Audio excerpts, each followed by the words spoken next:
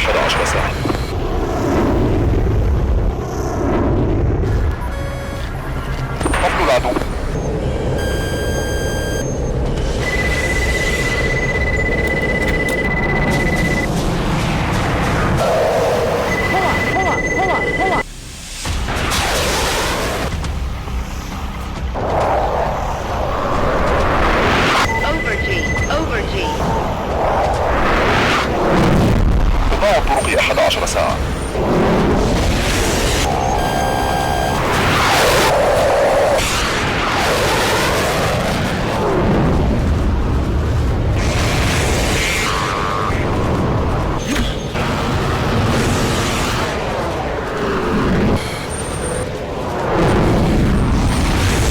الطالب اثنين. سباشن.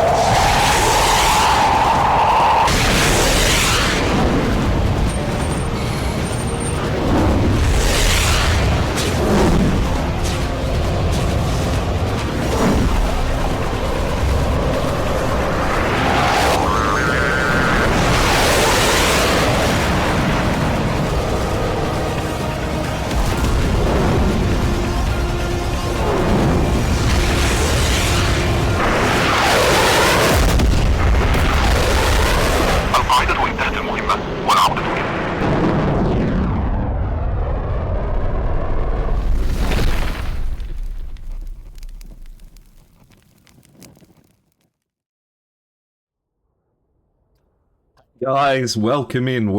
Hello everyone, and welcome to SATAC 2025. It's time to do the important thing so that we can get everything moving. That is, we need to roll the dice. Today we have the option of Persian Gulf and Caucasus. So, it's out of 12. 3, 2, 1. Alright. That means that it is number 2, clear midday. And in place of the coin flip, I will do a two-sided dice. Heads is 1 and tails is 2. Golden Crown has selected heads, which will be 1. And Golden Crown wins the coin flip as well. So, let's let the players know.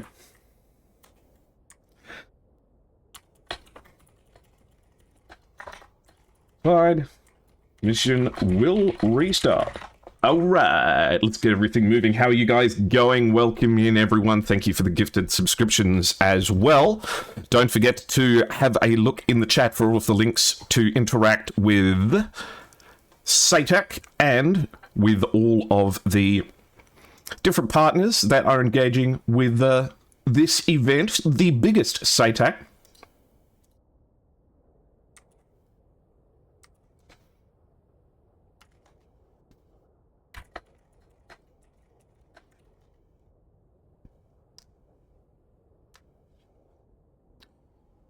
All right.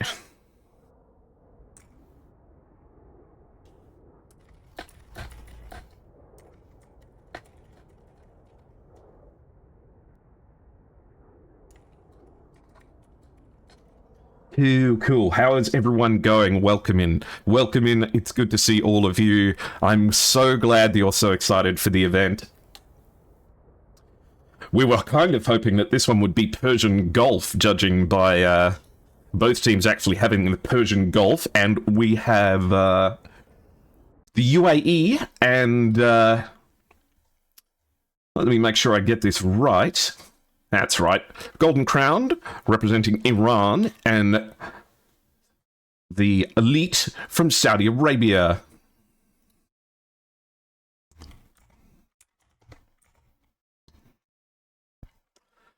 Very shortly, we'll have something for you to look at. All right.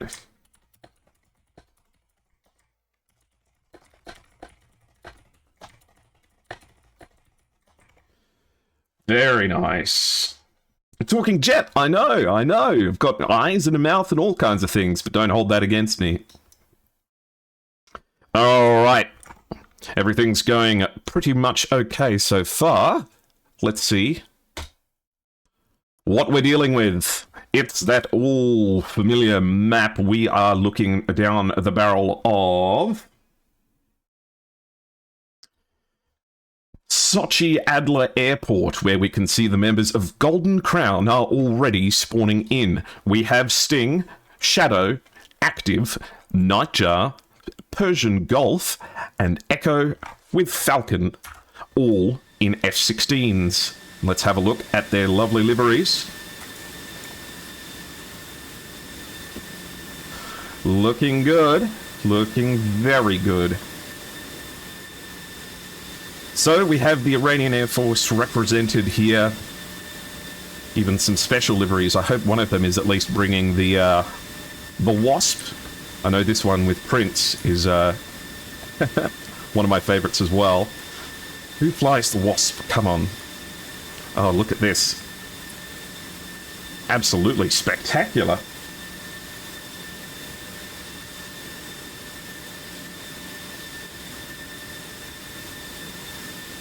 So, the rules. Not much to say, except that there is a maximum of 4 Fox 3 missiles allowed. No AIM 9Xs. No respawns once your wheels leave the ground. Whoever controls the central area, 5 minutes uncontested wins, unless all of the opponents have been splashed.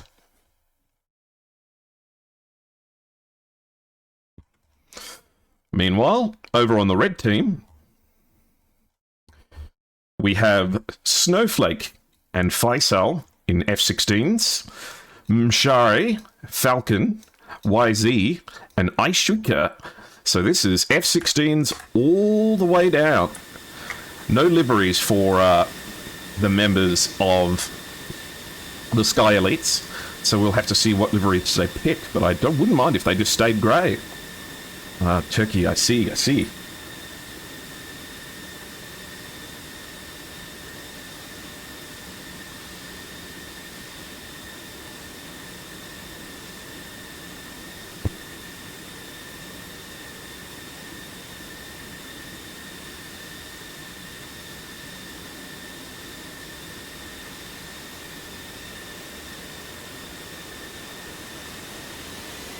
Sidewinders on the wingtips is diabolical, I know. Now, I know one of the teams here is bringing 7 for the purposes of having a backup in case they have a disconnection. So as you can see, we've got 1, 2, 3, 4, 5, 6, 7, and they're just keeping one as a spare in case things go skew-whiff. And here's that Hornet livery I was talking about.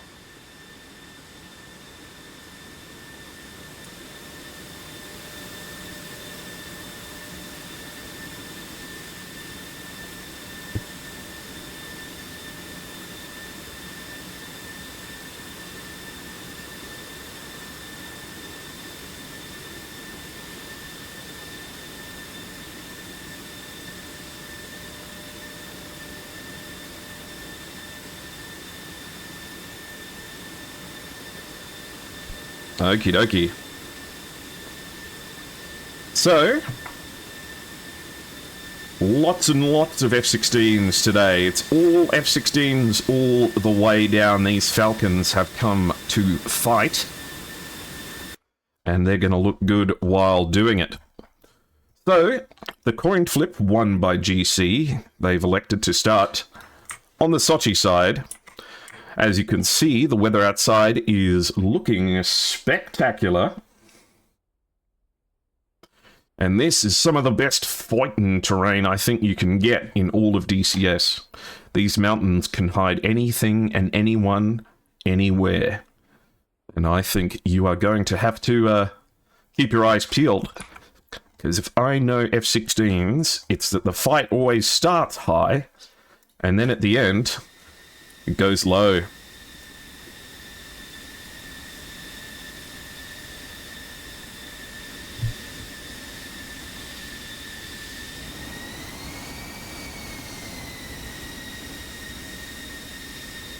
Faisal leading the way for the Sky Elite. Getting onto that runway. I personally much prefer the look of the AMRAAMs on the wingtips.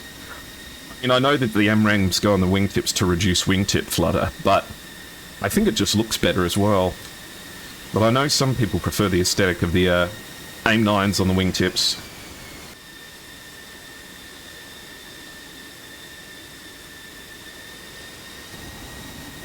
And we can see the rest of the Sky Elites beginning their taxi. Let's give you a chance to vote and let your let us know who you're here to support.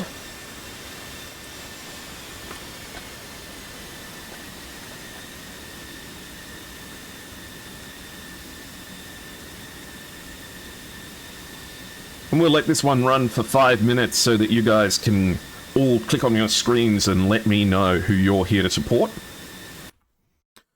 So, Faisal and Aishuka at the front of the line, followed by Snowflake, Shari, YZ, and Falcon, all getting prepared in good order.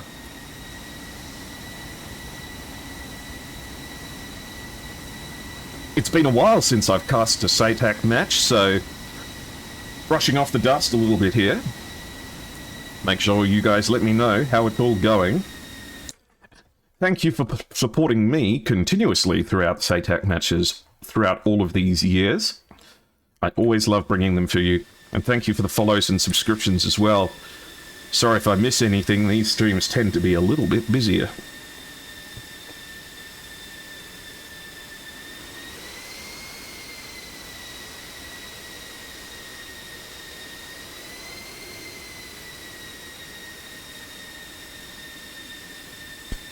If it's alright with everyone, it would be best to keep it English in chat, just because moderation, I can only moderate in languages I understand, and because I only speak English, I'm a filthy Westerner. Hello, Starry Fox 9, one of the heroes from the 343rd KU. I don't suppose you'll be flying. This is the first set of matches. This is where it all begins. This is the first match of SATAC 2025.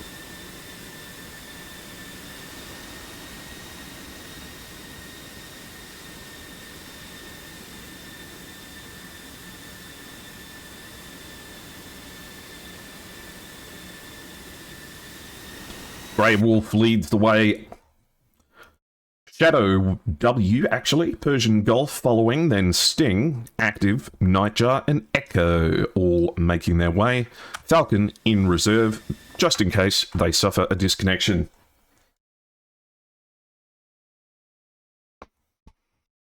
Meanwhile, Falcon makes it to the runway.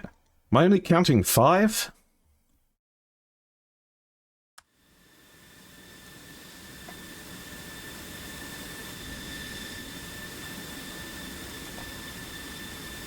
Oh, Mishari just needs to get back. 45th Horseman? No worries.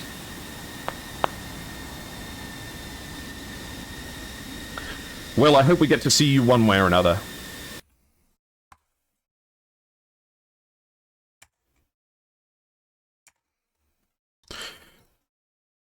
While we have a look at everything, let me check some stuff in the background here.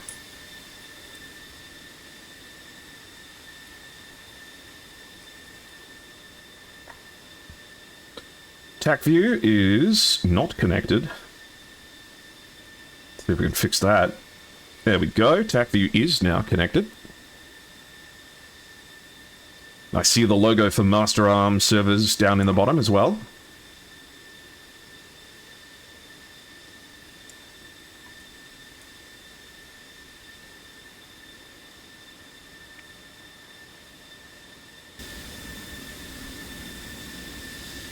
Yeah. Okie dokie, where's our last F-15? F-16 rather.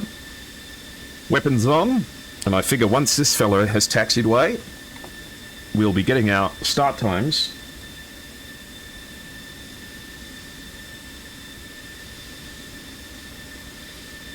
Yes, they do have Fox 3s this match.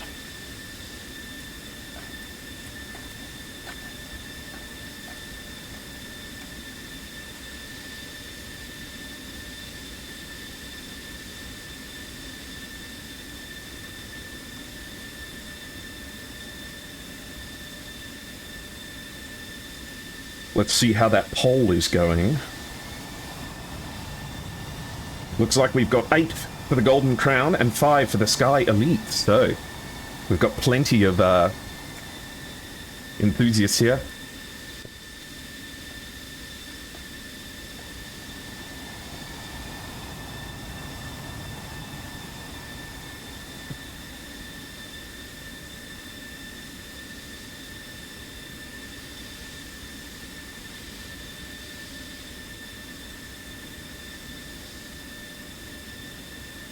Gotta be careful. Whenever I go this fast taxiing in an F-16, I turn too quickly and I just about flip over.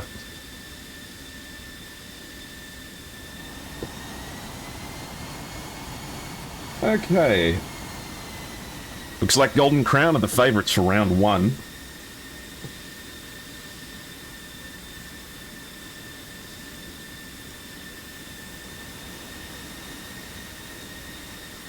Alright.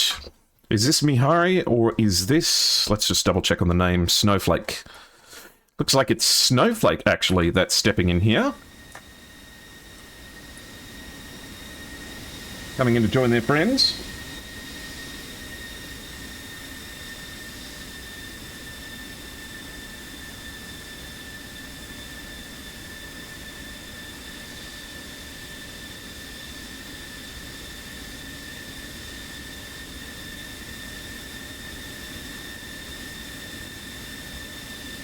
Perfect. No doubt we'll hear from the Sky Elites that they are ready shortly.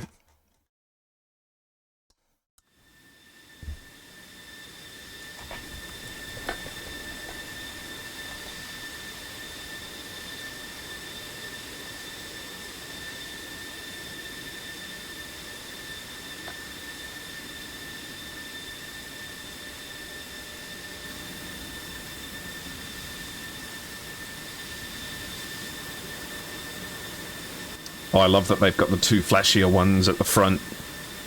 They've got an eye for style.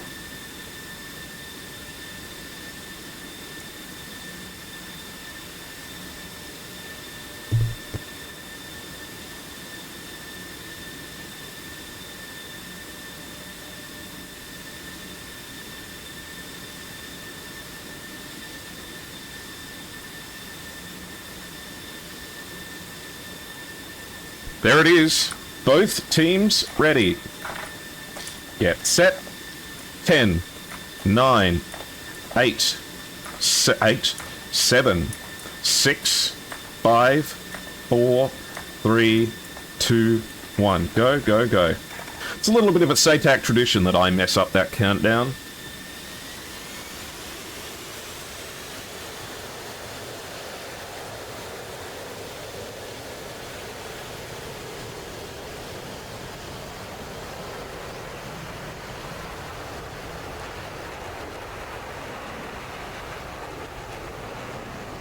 This flag on the tail, it's Iranian, I believe.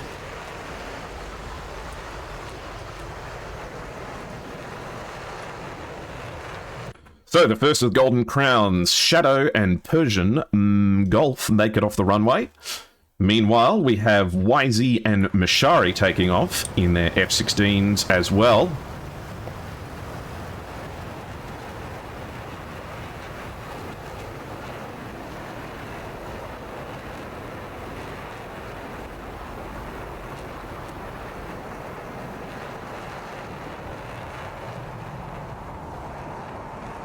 I hope everything looks good and sounds good to all of you. We have Snowflake and Falcon here as well, taking off and getting ready.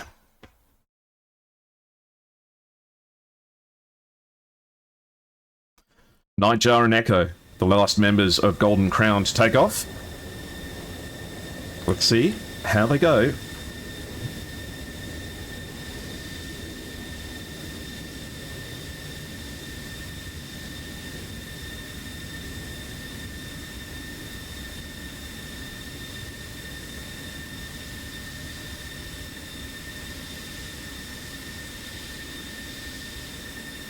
Looks like it's a little bit of a staggered start for Golden Crown. These last two just waiting for their moment.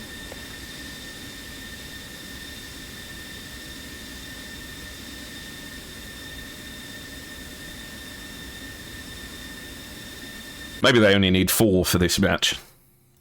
Meanwhile, we can see that Active and Sting are separating into the north and south, as Shadow W and Persian Golf form up nice and closely with each other. And there you can see the AWACS in the background.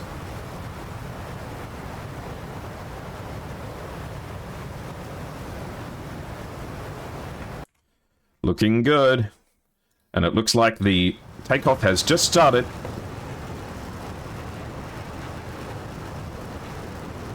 Meaning that we're getting all of the members of Golden Crown up into the air. Perfect. So, here are how things are panning out. We have Aishika and Faisal going down the middle at 33,000 feet. Mshari and YZ going to the south at 30,000 feet. And at 20,000 feet, we have Snowflake and Falcon climbing hard. And it looks like they're going for the north. Not everyone has brought jammers in this particular instance. In fact, lots of them have gone for additional fuel.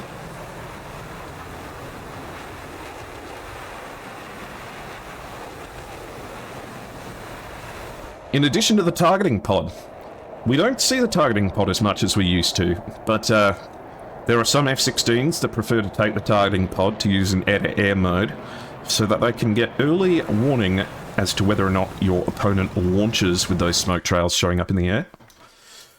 Interestingly enough, there were some changes being put into the most recent DCS newsletter that are anticipated to change the way that smoke trails and impacts work, along with proximity fuses.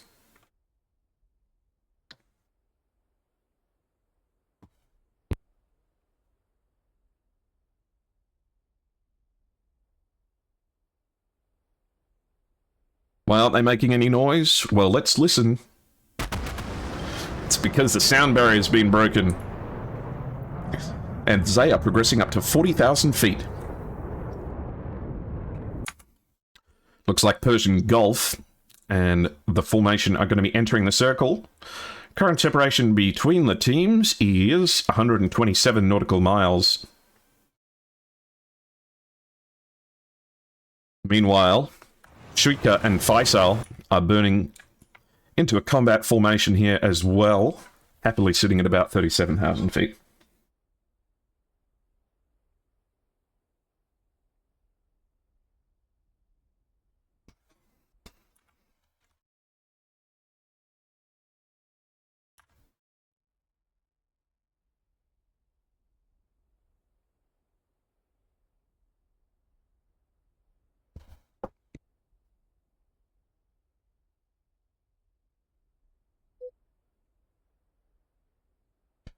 And here, we've just watched Shadow W and Persian Gulf make it into the battle zone.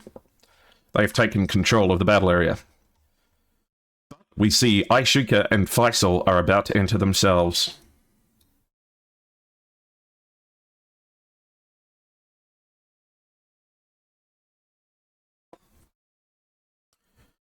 And that, ladies and gentlemen, means we have a fight. M. Shari all the way at 44,000 feet. No belly tank, going for speed. Really, really up there, though.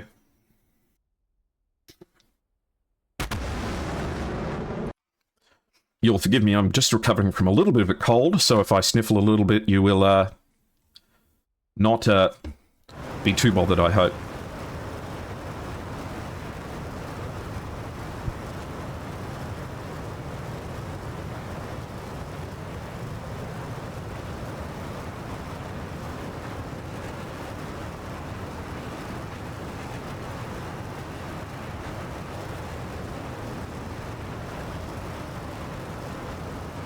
And yes, if it's alright, keeping it in English would be preferable.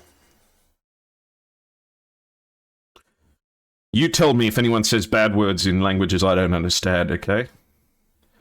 Meanwhile, 77 and 77 nautical miles separating Persian Gulf from the lead formations. Faisal gaining altitude here.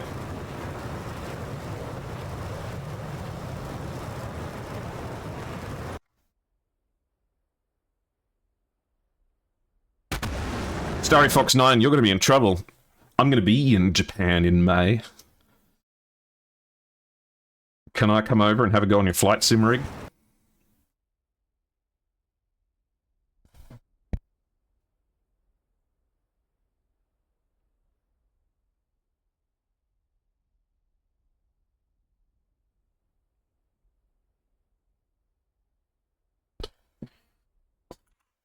Okie dokie. 46,000 feet for Persian Gulf, and Shadow W currently 55 nautical miles away from their opponents. No weapons released just yet. But we may see it any second now.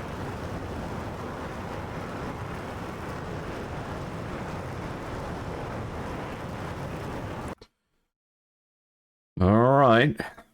45 nautical miles. Sting has now come in at 35,000 feet, pincering up into the north.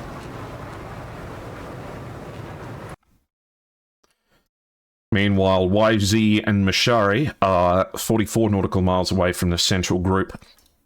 Who's going to pull the trigger first? Faisal looks like he's powering up for attack.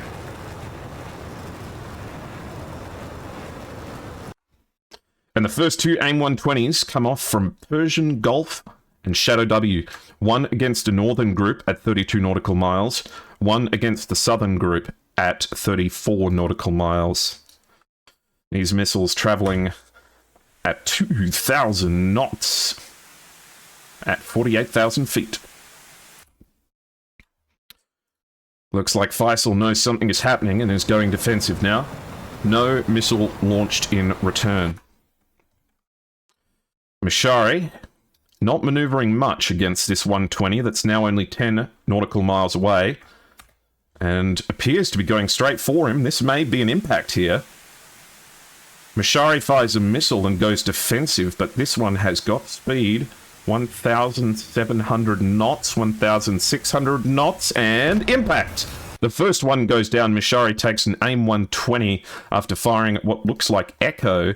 The one fired at Faisal now pulled down to lower altitude, slowing down to 700 knots. and has not tracked its target. YZ now without a friend in the sky and at 120 coming in. 22 nautical mile shot. This missile is traveling fast and Viper is very high. Viper is going to have to pull some shapes to get away from this. I don't think just turning away is going to be enough, though it might be. The missile's traveling at 1,400 knots. 1,300. 1,200. It's getting closer. It's getting really close now. 1,100. And... oh, Jesus! Oh my god, you got Eagle Dynamics to the maximum. Oh god. Okay, and Echo defends against the one fight in return.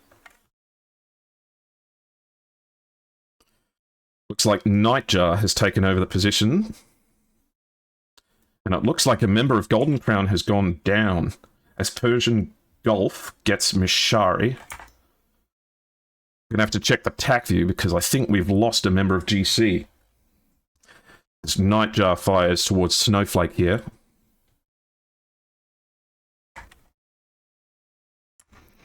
This missile, 1,800 knots, 61,000 feet.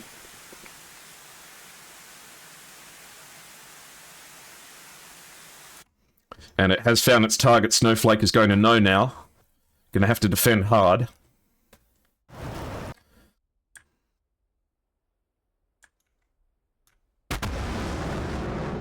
No dice. Snowflake takes it and goes down in flames.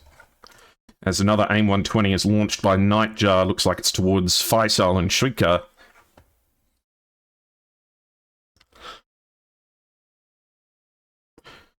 Another AIM-120 launch, this one going towards Falcon, who's at 28,000 feet at 32 nautical.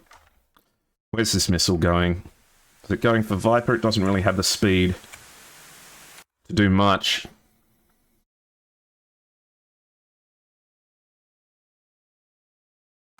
This missile still heading towards Falcon, and it's going pretty much dead for him. 1,400 knots.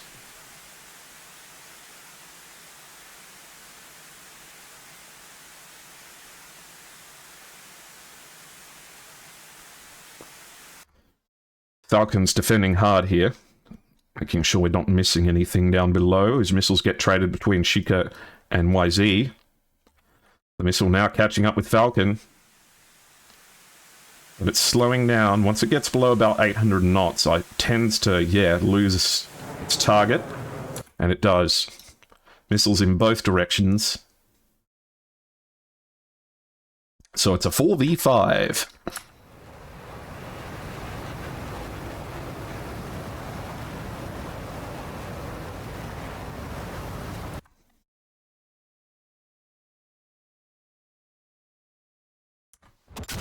And that missile impacts the dirt. Nightjar pressing the attack at the moment, and Echo also chasing down, but it looks like Nightjar's in the position to make something happen here. Only one AMRAM, two AMRAMs left, and the 9Ms. The missile economy getting a little bit shaken up by each of the teams.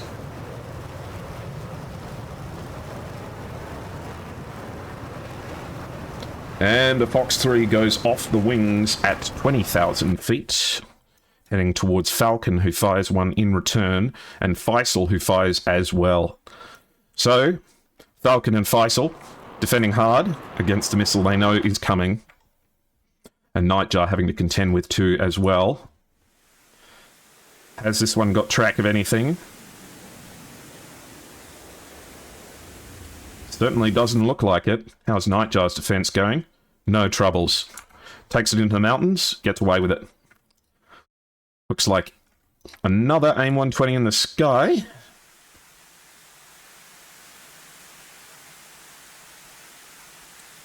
Slowing down and doesn't seem to be too far away from anything. Is not intercepting Faisal, who is well within splashing range of it, but nah, it's going for Falcon.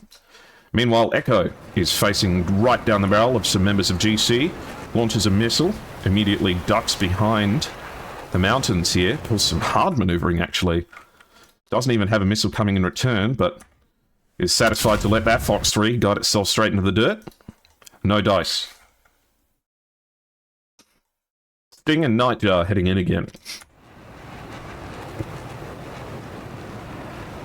Sting's still got plenty of missiles left, probably going to be looking to shoot pretty proactively here, but I think Nightjar's only got the one left.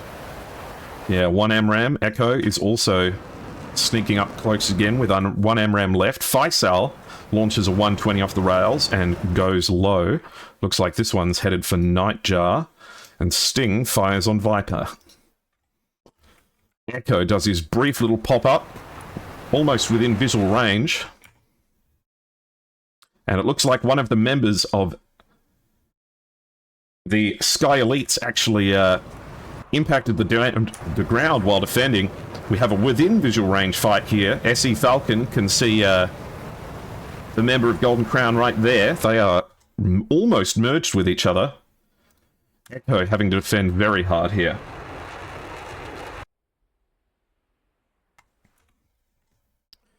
Aishika on the attack run now.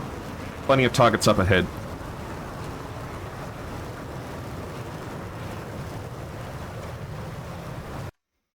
No missile shot. Though we do have an AIM-120 in the air. Hopefully that's not going for a friendly Falcon. No, it's not. Looks like it's going for Aishika. So everything is developing around this mountain range right here. As Falcon crests over the hill to make another attack run, his enemies are just off his left. But Shadow is coming in and launches a Fox 3 straight off the rails. If this one's going for Falcon, it's going to be hard to evade, but he might have been caught at a little bit too high an altitude. Let's see. Can Falcon get this one into the terrain?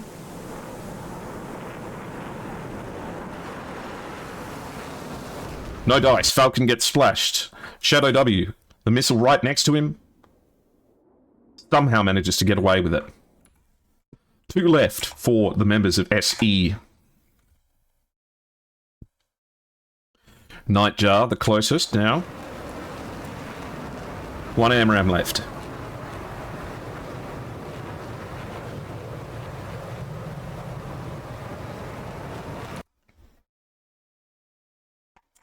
Looks like another member, Aishika, actually just passed away then. Might have been a C-fit. This missile going for Faisal. It looks like it's falling... Yeah, it's notched into terrain. Unless... Whoa, whoa, whoa, whoa, whoa, whoa, whoa, whoa, whoa, whoa. Okay. Sentient AMRAAMs today.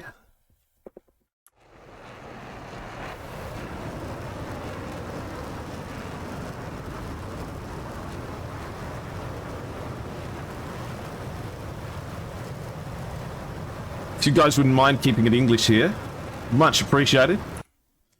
Faisal, Shadow is firing on Faisal with AIM-9s. As these missiles crisscross in the air. Shadow has this one to contend with. And it misses. This AIM-120 going towards Faisal. Impact. Faisal gets taken down, and Golden Crown takes control of the battle area.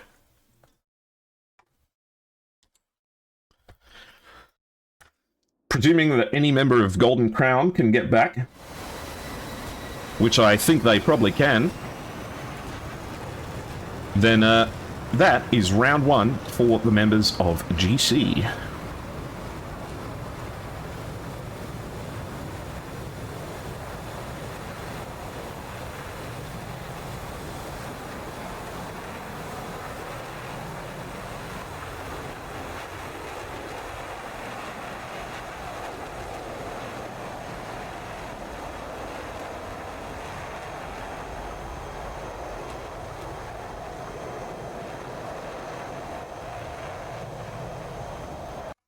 Okie dokie.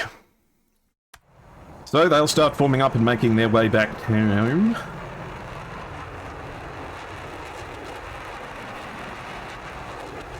as I Alt-Tab and have a look at things.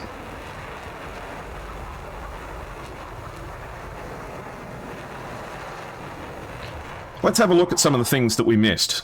So, hopefully this all works. There we go. So one of the deaths that we didn't see was in the opening parts of the fight here. I don't think that we saw what happened to... We'll keep it up anyway. So, Mishari, the first one to go down, with a very long-range shot from Shadow W, gets caught at high altitude here.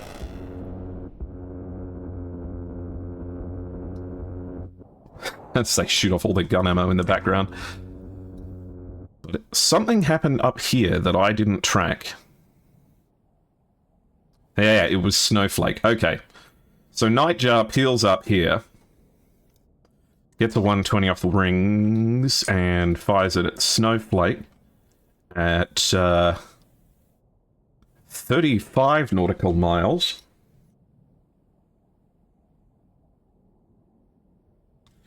Okay, I don't know what that means. I don't want that. If we could keep it English, please. Much appreciated, guys. Great shot from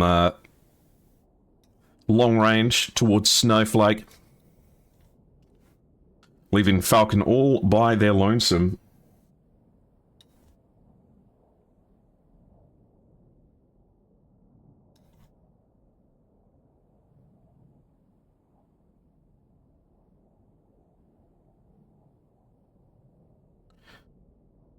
So YZ, here we go. So YZ here, defending hard against the counter launch from GC Sting. Pulls hard and looks like just pulls a little bit too much into the ground. Leaving them with 3. And then I think it was Aishika that we didn't see go down. Looks like this might have just been running out of fuel, maybe?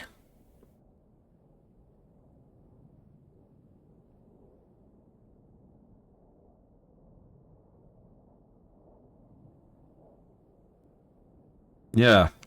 I'm not sure what might have caused that. Just pushing a little bit hard in a notch, maybe? But there weren't any missiles around. Oh, it was this one that was giving false reports. Defended a little bit too hard, and got dumped on for it. Yes, they are going to keep flying the F-16 for the rest of the rounds. Once you have selected your aircraft.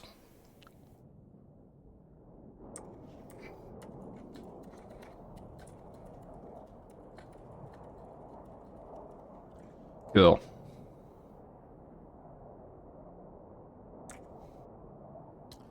And that is all she wrote for the first round, with Golden Crown taking round 1 from the Sky Elites, assuming they can make it back to base. Speaking of which,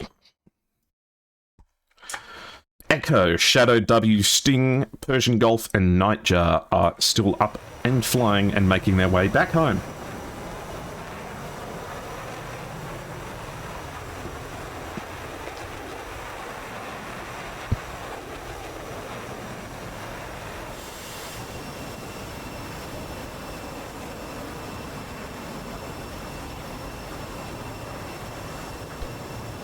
I don't know what that says. I don't want...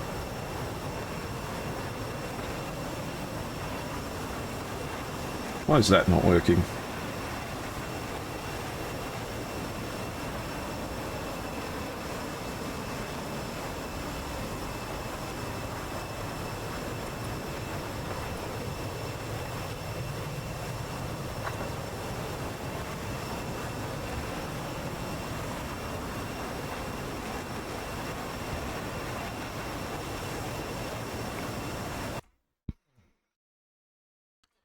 Does look like we have a formation forming up, though.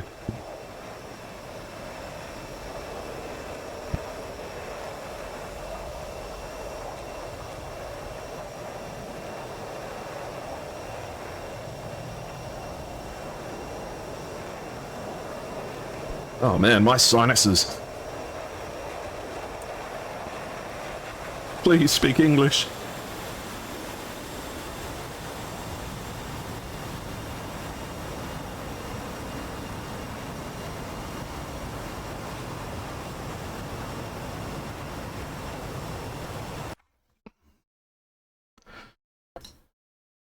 The question is, will it be Echo or Shadow W that makes it home first? Only 43 nautical miles to go.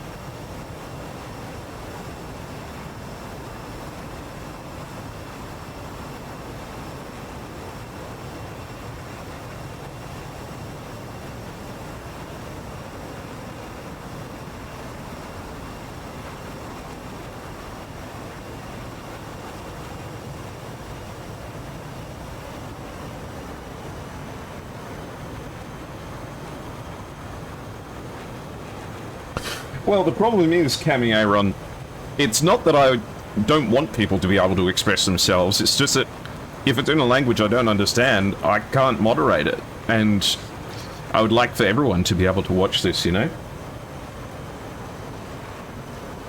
Maybe it's two people getting along and making jokes, or maybe it's two people fighting, I don't know.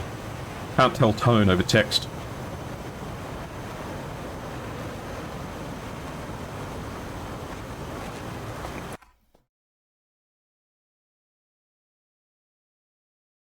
You've never heard of Golden Crown before? They always show up. They're good fun.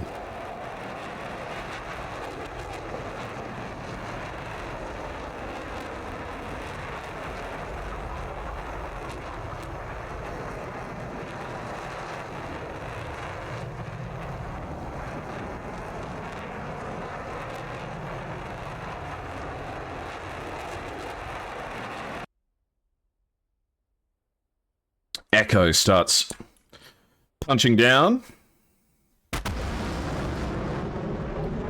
I think the airfield is probably just about in sight. There it is. Home base. And a victory for Golden Crown if they can land.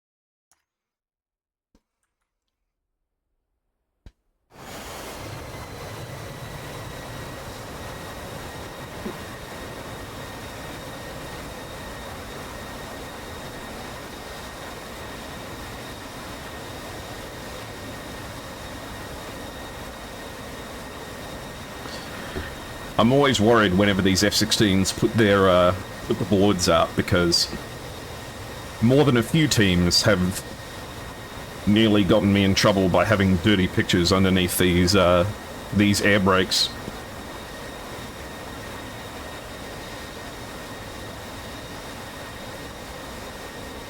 Who is narrating? Luigi DCS? It's me, it's Airshow.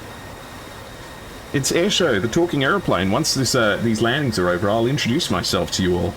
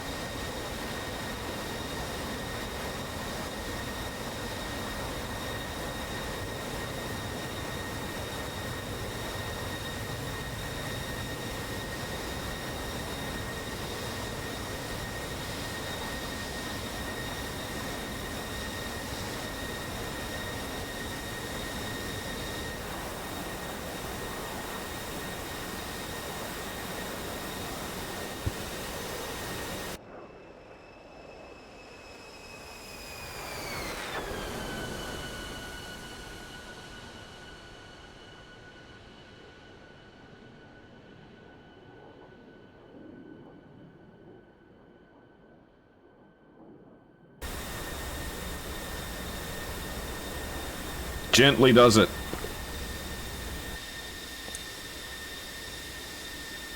That looks like one member of Golden Crown is down and safe, which means that the round belongs to the boys in gold.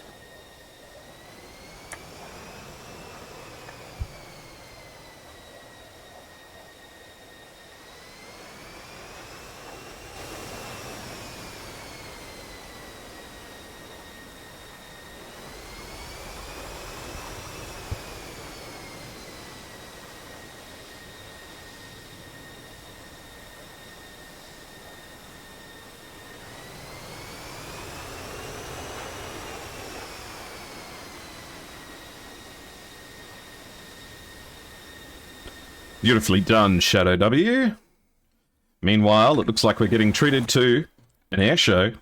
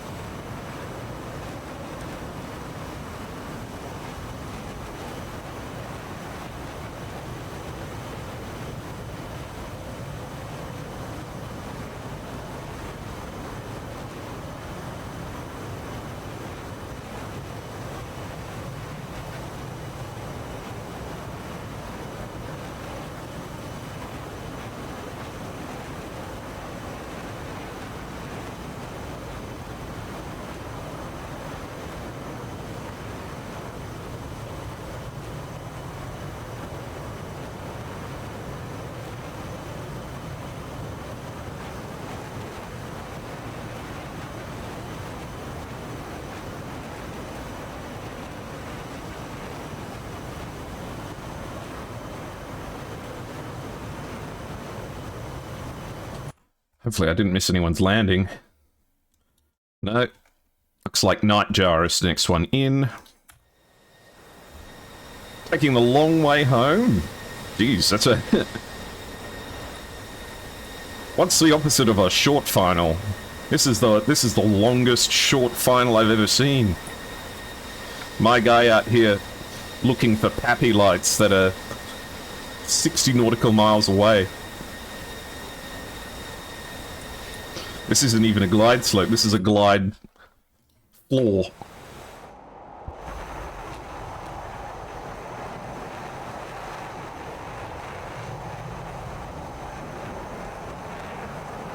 Thank you very much for the bit. Thank you for letting me know that you guys are having good fun, because I love it when you guys have fun. And I try really hard to put on a good show for all of you. And I really hope you enjoy it. And of course, all of the organisers of SATAC really do deserve all of the credit.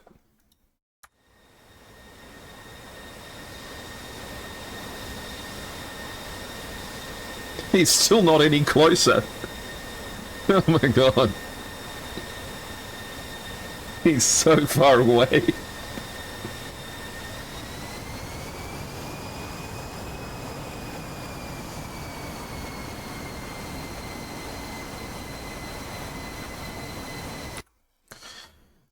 Just keep on going.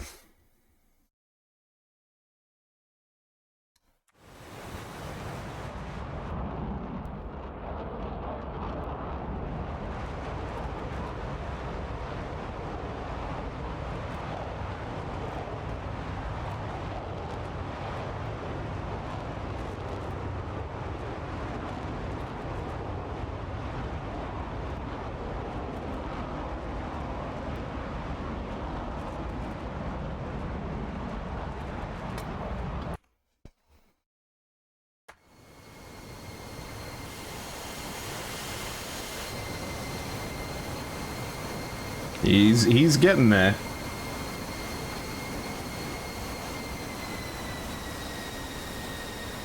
Maybe he's low on fuel.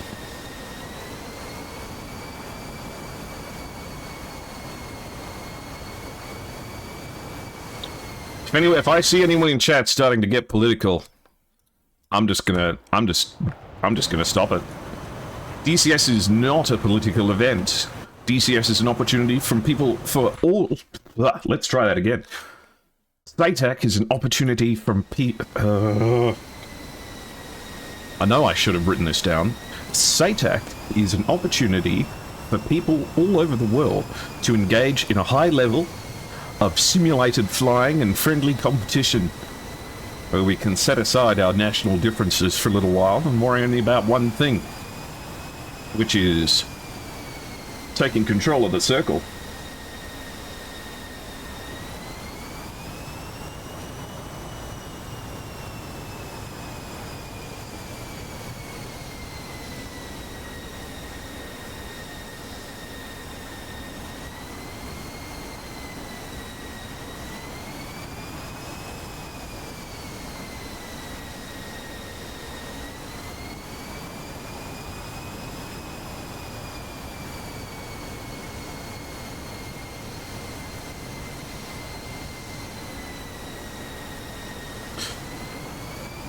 There will also be an ad break coming up, guys.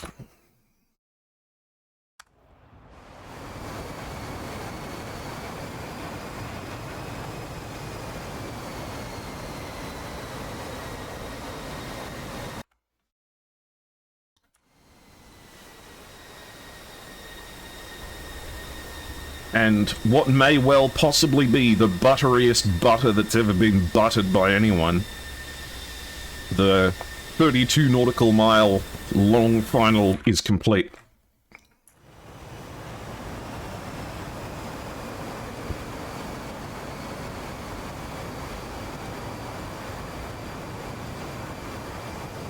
Well, I don't care about what happened in the past at the moment. I care about SATAC.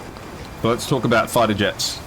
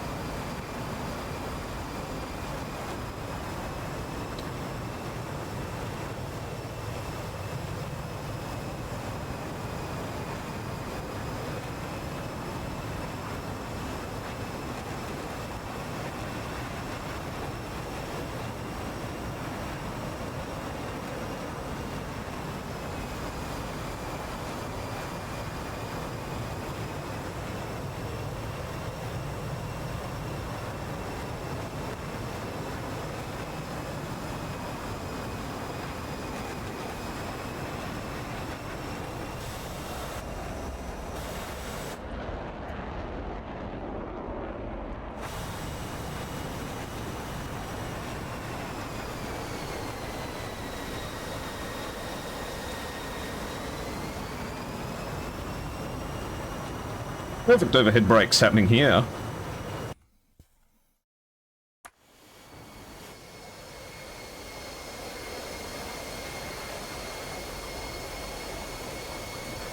Let's stop this discussion. I'm not interested in it.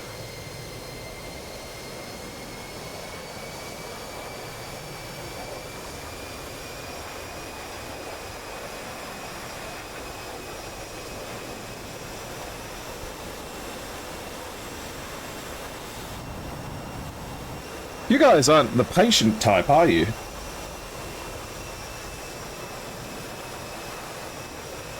Any further political debate will time you out for 10 minutes or so.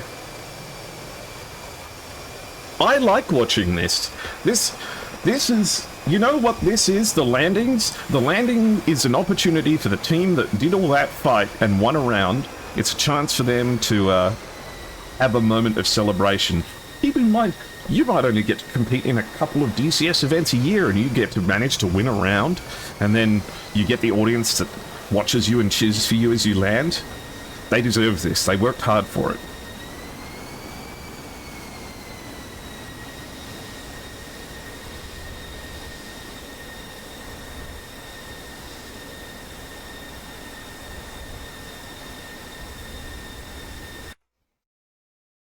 Okie dokie, and once Stink touches the ground, we'll restart and get everything going.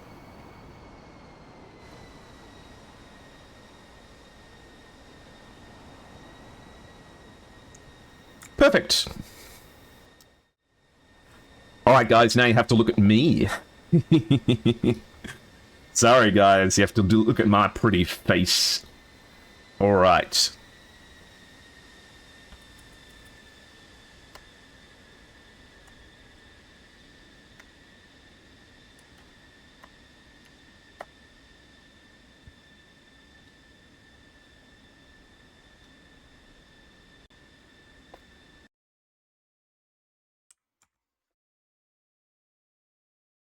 Sorry, I'm going to have to just stop you for a little while, mate. Please, just take a break. The camera at the airfold where they land. That's true, actually. I haven't figured out how quite to do that yet. Alright. We'll get them to switch sides. And while that all happens, make sure that you pay close attention to the sponsors down in the bottom. We've got Urges, Decker Ironwork. Who else have we got? Let's have a look. We have Urges, Decker Ironworks, Eagle Dynamics, Heat Blur, Lot ATC, Master Arms servers that these games are being played on. TacView, VKB as well.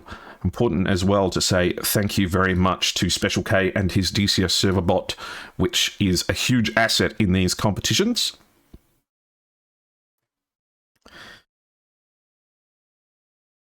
Alright, both teams are populating now, so it won't be long until takeoff time.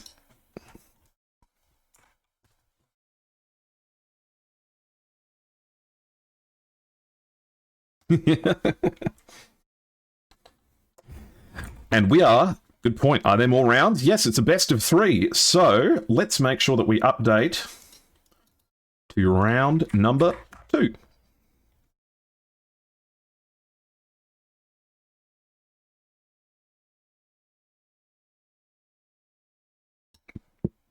Perfect. Make sure that everything is set up on TacView, which it is.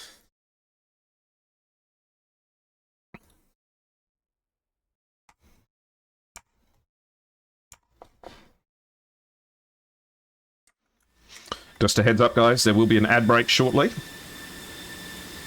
But it'll just be taxi time and startup time, so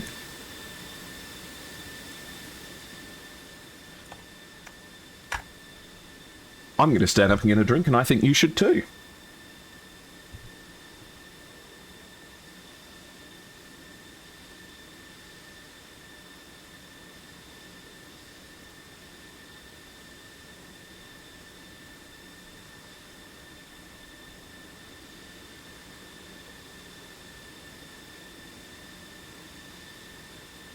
I accidentally deleted text.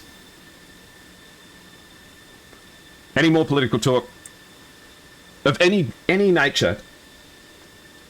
In fact, one sec. Hex, are you free to help me out here just for this stream?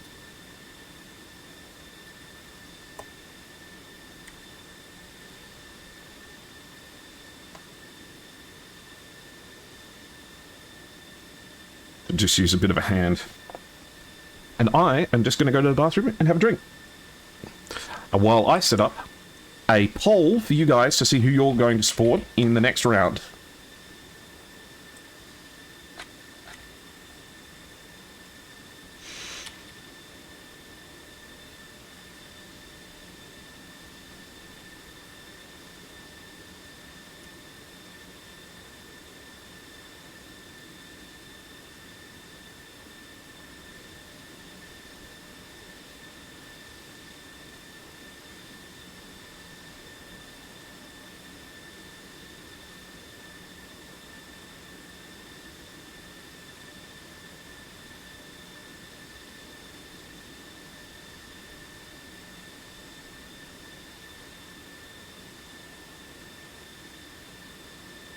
And hello, Snake Venom. How are you going? Welcome in. Welcome to SATAC.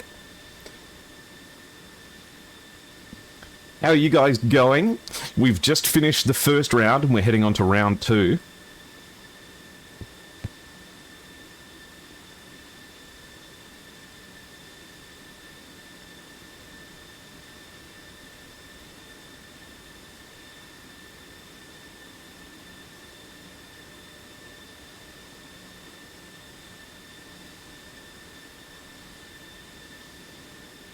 Welcome in. Greetings from Russia.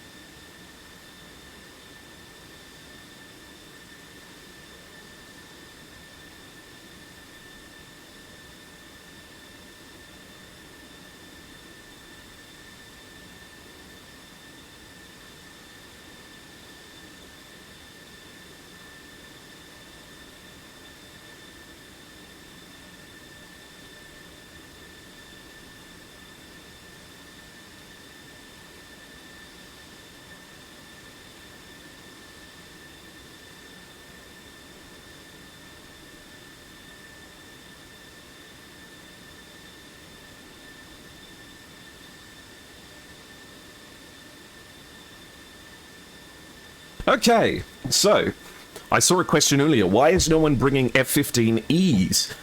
Because they don't want to. They're welcome to bring any airframes they want, but these teams have firmly believed that they are going to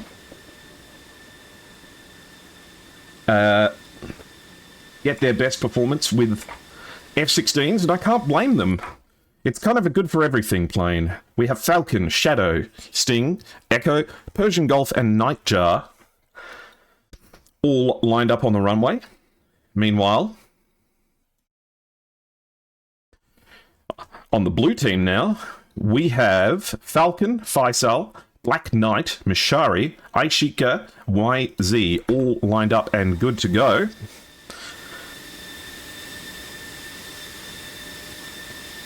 Oh, you're from North Sentinel Island. Absolutely fabulous.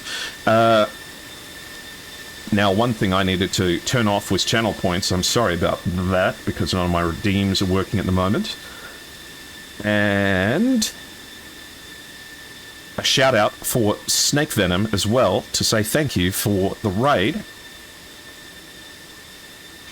And bringing some new people to go and have a look at SATAC.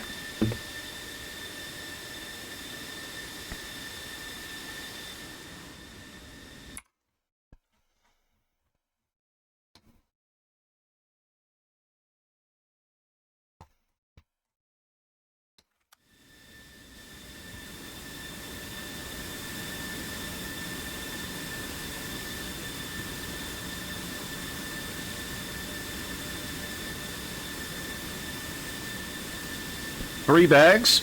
Yeah, in fact, it's interesting that GC doesn't take any jammers at all, especially with the impact it would have on lofting performance.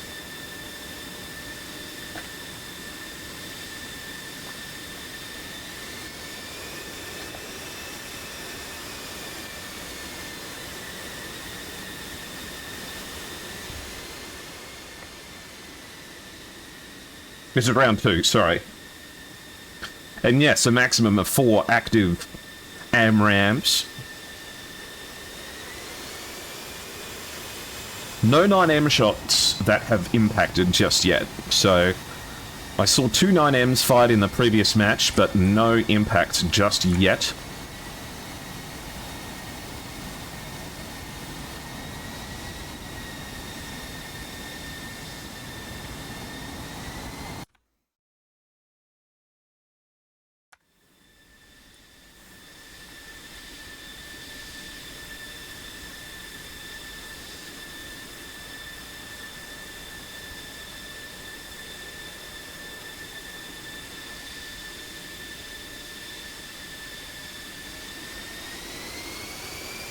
Oh, thank you very much, Tech. I'm very strict about our... No, this is not political time. This is SATAC time. SATAC time isn't political time. Those are two different times. Politics time is not when SATAC time is. SATAC time happens at a different time.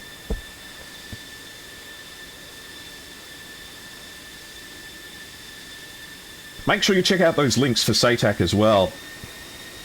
Go join in on the Discord. Check out the links for the donations and all that sort of thing for the 51st PVO, the organisers of this event. You personally won't carry any jamming. It feels like it slows you down too much and the benefit is too little. Yeah.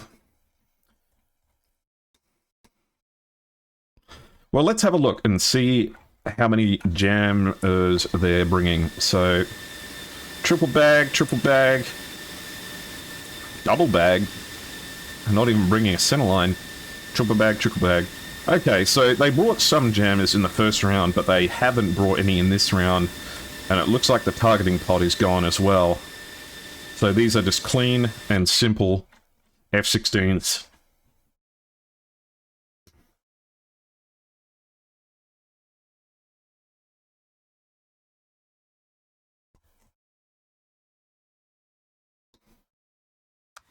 Alright, the members of Golden Crown getting into position now. Not to mention you can't jettison the jammer. Yeah, how do you think the crew chief would react if you just jettisoned your jamming pod somewhere? What's the rule on jamming? Not allowed to toggle. I'm not sure with these jammers if you even can toggle anymore. I think toggling used to be a problem and isn't anymore. You're supposed to not blink it anyway. It depends on the airframe, because I know there were planes like the F-15 that used to have a much fast ECM turn-on time, but now I think it takes like 5 to 10 seconds. I've got so little experience in jammers.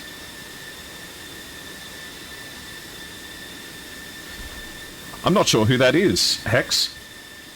Is it a famous Iranian pilot?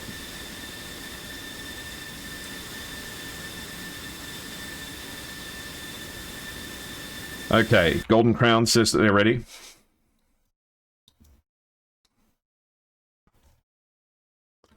Cool, everyone's ready. Both teams ready. Get set. 10, 9, 8, 7, 6, 5, 4, 3, 2, 1, go, go, go. And there we go. The beginning of round 2.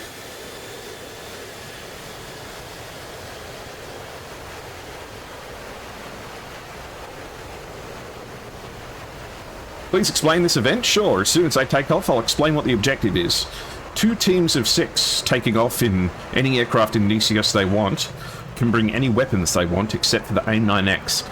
And you see these missiles on the wingtips? These are AMRAAMs, AIM-120s. These are active homing missiles with radars inside the nose, and you can only bring a maximum of 4 of those. So 4 active radar missiles, and no AIM-9Xs.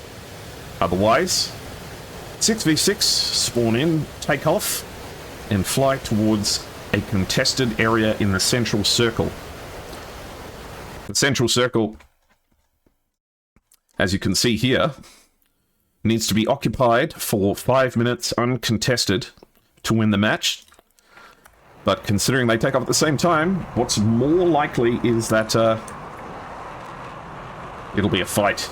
Looks like Golden Crown are the favourites. Why not the AIM-9X? Because that makes it undesirable to use some planes.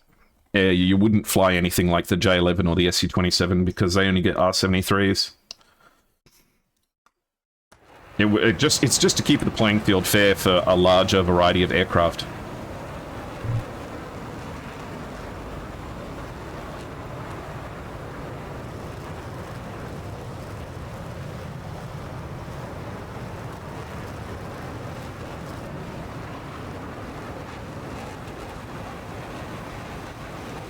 You wonder how the pre-flaring will be now? I'm not sure. I was thinking that myself, actually, whether or not the changes to pre-flaring would have an impact on how powerful the AIM-9X is, but I haven't tested it.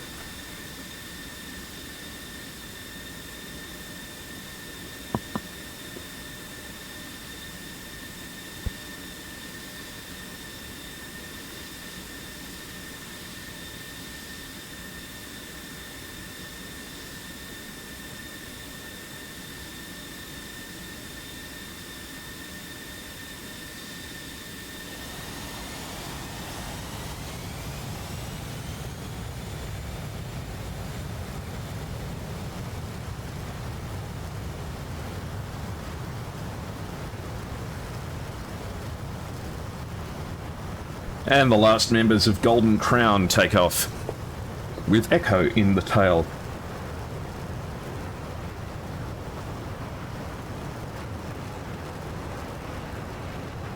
Looking good. So, Persian Gulf and Shadow W down the middle, Sting down in the south, Falcon up in the north, and Echo and Nightjar look like they're doing much the same. Not as tight a formation this time, but still going fast. Meanwhile, among the blues, looks like we've got a pretty big spread of aircraft leading through the middle. Falcon, Mashari, and Faisal heading in at 38,000 feet and climbing.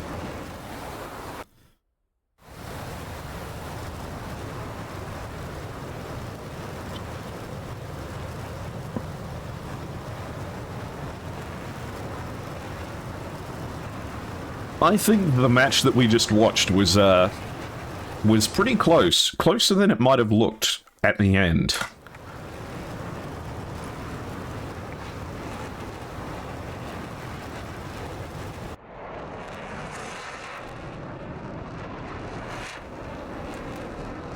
So I'm excited to see what Sky Elite brings us today.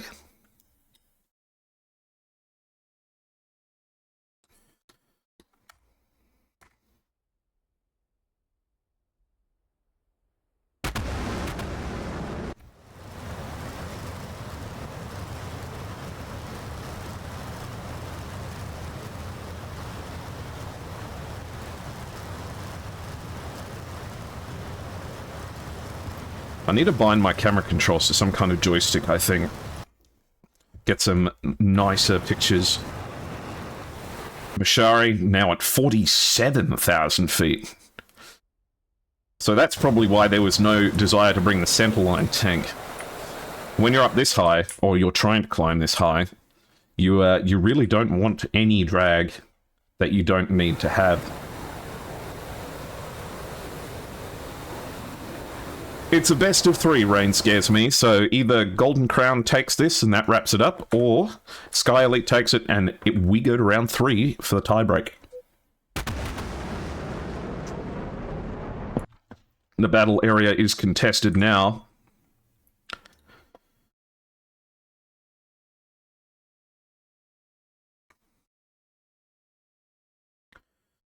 And here we can see on TAC view the battle space forming here. Mshari on the left and Persian Gulf on the right. 91 nautical miles to go.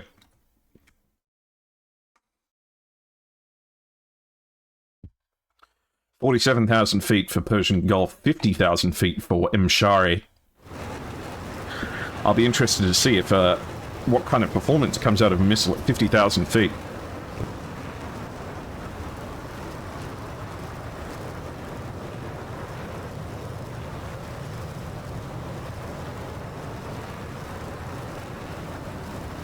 God, he's going fast.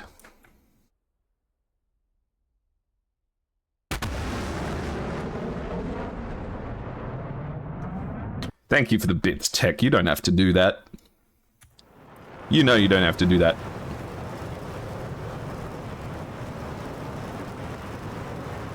Off go the tanks. I thought the centerline tank drained first on the F-16. Can you make it so that it does the wing tanks first, and then moves on to centerline?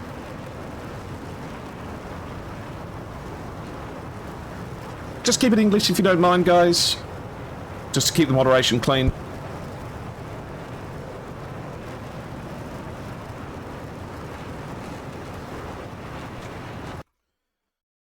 Mshari is no longer at 50,000 feet, going down to the low altitude of 40,000 feet. 54 nautical miles of separation between everyone at the moment.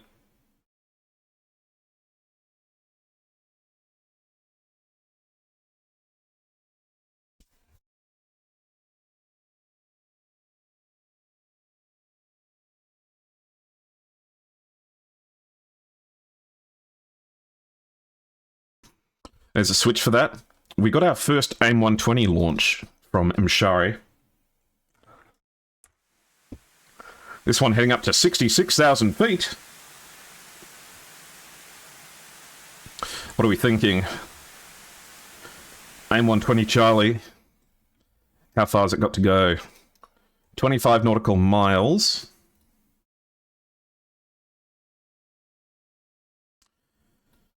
$75,000 feet, 1,800 knots. This is actually quite deadly. Golden Crown's going to have to be careful here because this missile's going really fast.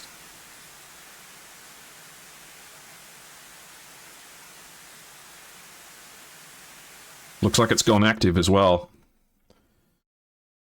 Another missile came off Golden Crown. This is going to be hard to dodge, actually.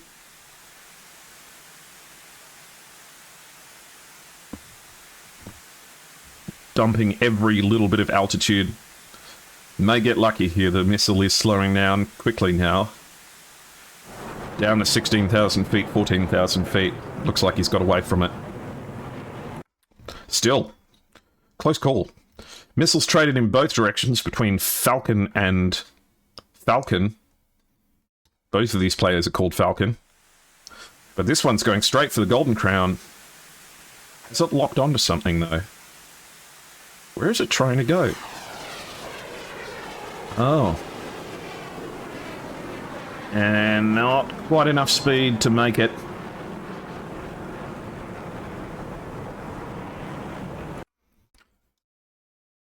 Missiles in all directions, but no kills just yet. Faisal defending comfortably away from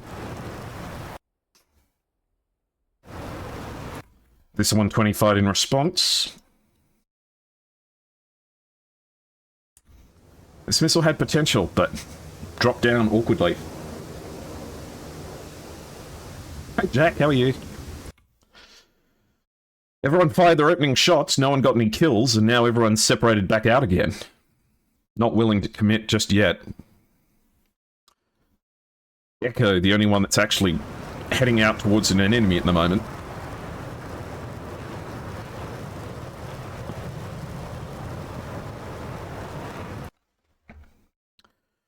Chasing down maybe Falcon here, 44 nautical miles. Nightjar here with a large altitude advantage. Okay. Nightjar quite deadly here, but it doesn't take much to get away from a missile in these mountains. You can just easily dip behind cover and as long as you keep your eyes open. Difficult shots down the barrel for Nightjar. Aishika and Echo actually faced off against each other at 36 nautical miles. They were both really long shots, actually. And with this missile only going up to 46,000 feet, I don't think it's even going to have the legs to get there.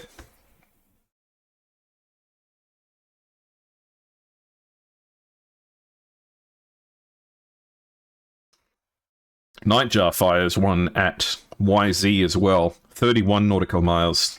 Another really long shot.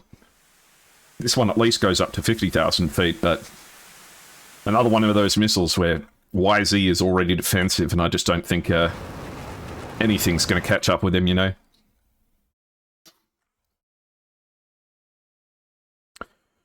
Yeah, both of these AIM-120s that were traded here, no energy, no direction. I don't think they're even tracking anything. That's a lot of missiles spent. How many have Mshari still got? Okay, only one AMRAAM shot so far for a Mshari, but lots of fuel, lots of ammo being spent, and no one's going down.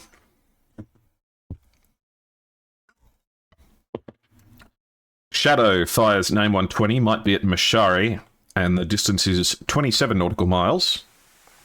Into the mountains as well.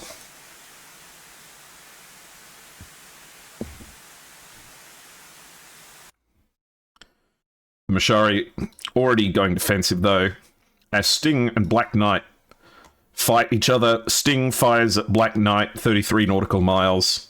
Falcon fires at Falcon, 26 nautical miles.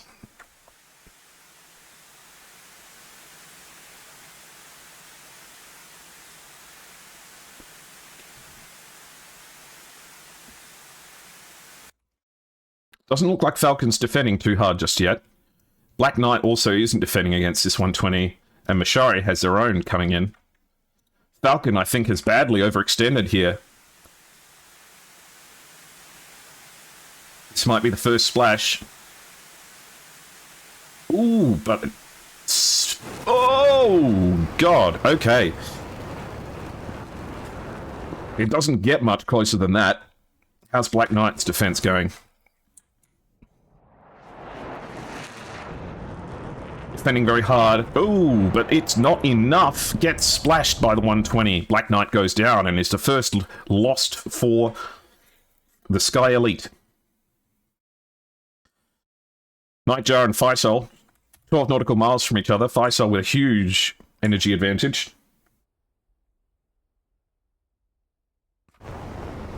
Launches a missile, very short range, going towards Nightjar. Nightjar fires up at Faisal.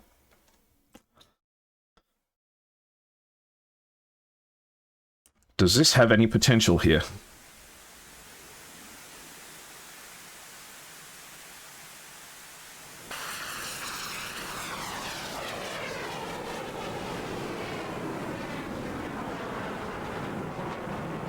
I couldn't even see him. Where is he? I can hear him. Who knows? That missile's no good either way. AIM-120 is going in all directions between Falcon, Echo, and Falcon, and Aishika. Falcon and Echo right next to each other, 8 nautical miles of difference. But does Echo have any idea? Can see the contrail up above. Must know that there's a missile coming. That's going to be hard to dodge. Gonna have to notch it. Oh, does not. And becomes a new piece of the environment of the Caucasus. So that's 1 down each. It is a 5v5. Falcon now all by himself against Falcon and Aishika.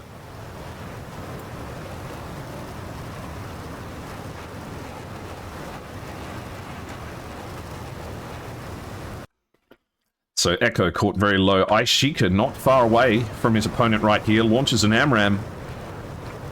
Does he have visual on him? No, not quite yet. But that is only 11 nautical miles. And Falcon caught out at 20,000 feet. Defending really hard against this missile. Has plenty of thick air to deal with. Looks like the missile's been spoofed. Is this AIM-120 going somewhere good? Flies past one member. Doesn't connect with the other. No dice. Missiles trading in both directions between the central groups at about 10 nautical miles. Meanwhile, Sting and Persian Gulf are heading in at higher altitude now. Doesn't look like they're occupied with anyone. They're about 26 nautical miles away from Mashari.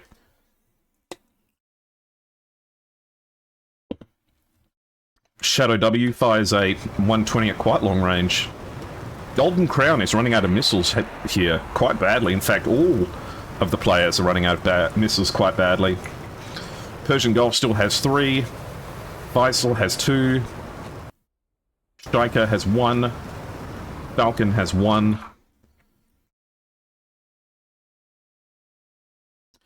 I don't know what they're... I think there's some confusion happening here. And I don't think Persian Gulf and Sting realize that they're not under any threat at the moment. Falcon has successfully managed to reconnect with Nightjar and Shadow W. You betcha, Whiskey. Welcome in, Whiskey Project, to round 2 of SATAC. I hope that you are having a good time. For those of you unfamiliar, I am Airshow. usually a talking airplane. Today I'm casting a PvP SATAC match as Aishika and Nightjar trade AIM-120s at 9 nautical miles. This is a 6v6 King of the Hill type game. I hope you're feeling better, Whiskey. Best wishes to you. I hope you are well on the road to recovery, as Shadow W with only AIM-9s is staring down the barrel of a lot of different members of the Sky Elites. And there's also a stream delay as well, Whiskey, so it's layers upon layers. 2 AIM-120s heading in for Shadow W here.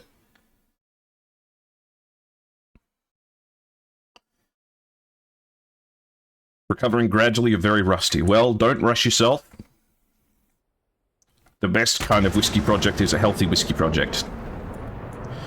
Diving throughout the terrain, Shadow W successfully spoofs 2 more AMRAMs, meaning that there can't be that many left. Mshari is down to AIM-9s. Nightjar, looking right down the barrel of an enemy. Look, right there. They're heading straight for each other. The AIM-9 goes off the wings, but is it tracking? Not tracking. Oh my god. That AIM-9 just went completely off rails. Within visual range, but no impact. Fuel is definitely a consideration at this point. In fact, I think we just saw one of the members of Golden Crown or Strike just hit the ground over here. Someone just crashed. And it looks like it might have been... hard to say. Sting fires an AIM-120 into this cluster over here at 15 nautical miles.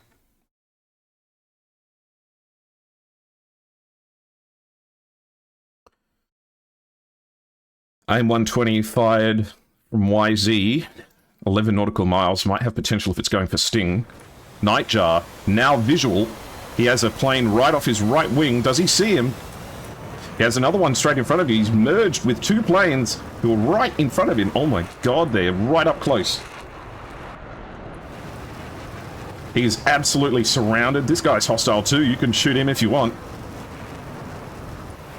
He is surrounded by enemy jets. And, oh no! Oh, bugger. That's gotta hurt. Persian Gulf comes in now. Missile off the wings. One of the AIM-120s is still in the sky. Falcon having to defend against this one. It goes straight for the mountain. Impact. It is a 3v4 now. Mshari here now. Only 2 missiles left. AIM-9s. And it looks like Sting managed to take out Aishika as well with an AIM-120.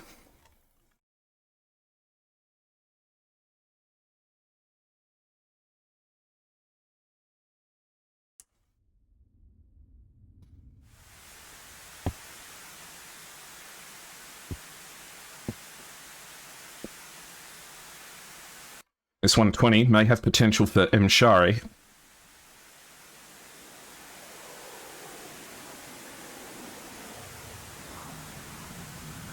Thank you for all of the follows and support. If you're here from Whiskey Project, thank you as well. This is a different kind of content that I do. Falcon and Shadow W just about to merge over this hill, right next to each other. Right until the last second, there they are. He's off your right, he's off your right, he's right there. Oh no, and now he's got him right behind him. This is not what you want to see. But he fires a 120 at the target up ahead. It may connect. The missile's going. The missile has been splashed and he gets shot down for his trouble. Incredible defense against that AIM-120 there. And the last member of Sky Elites is now surrounded. Launches a missile off the wings but gets splashed. This last missile, this AIM-9 going towards Persian Gulf. Will it be their last hurrah? Looks like it doesn't have it. Oh, it's YZ is still up. I completely forgot about YZ. YZ launched a missile here. Who's it going for? It's going for... Ooh, Mshari. Sting went down. It's a 2v1 now. 3v1, sorry. It's brain fog. YZ. Last Hope still has an AMRAM left, still has a fuel tank on.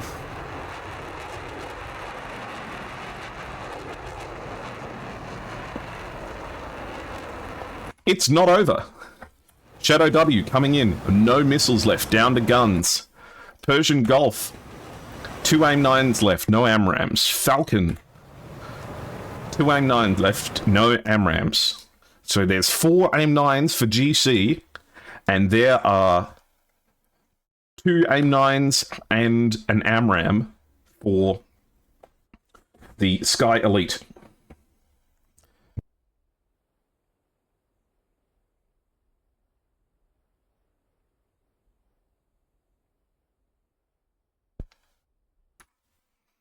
Shadow W here, trying to make something happen with the gun, presumably. I mean, if YZ has the fuel, extending out isn't a bad idea. Get yourself in the perfect position to use that AMRAM.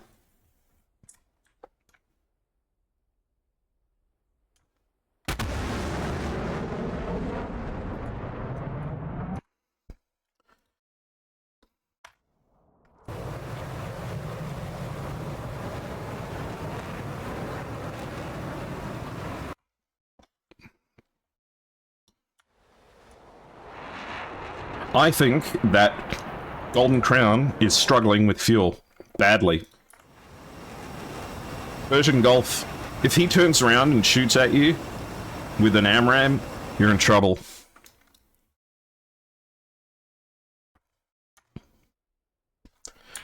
I think I see his thought process here. There is no harm if you've got the fuel to drag them up.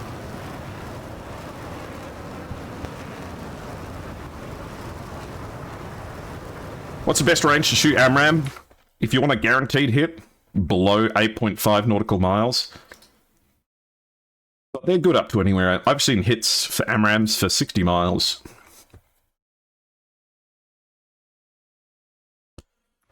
Looks like YZ might be making the play now.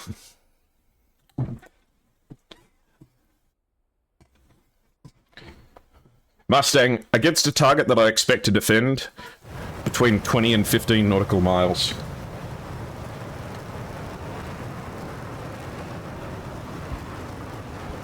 Okay, he's turned back. Persian Gulf is meeting him at altitude. He fires his last AIM-120 against Persian Gulf here, who must know it's coming, fires an AIM-9M in response. This looks like it's sacrificial by Persian Gulf, who's definitely going to get splashed here.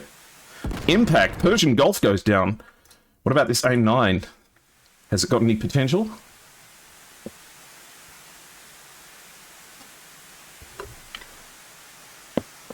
It is out of juice. YZ gets away from it. And Falcon's out of fuel. Falcon is engines off, meaning that Golden Crown's last member with fuel, Shadow W, only has guns.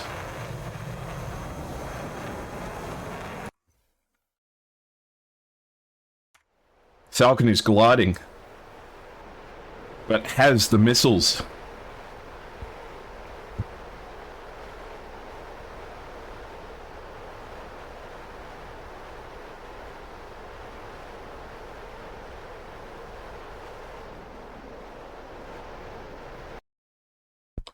Falcon dropping altitude.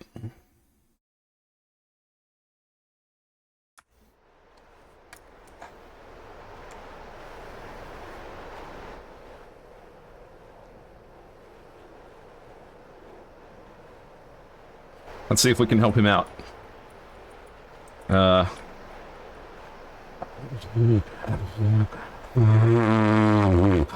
No, that thing stopped. What's YZ doing? Bending.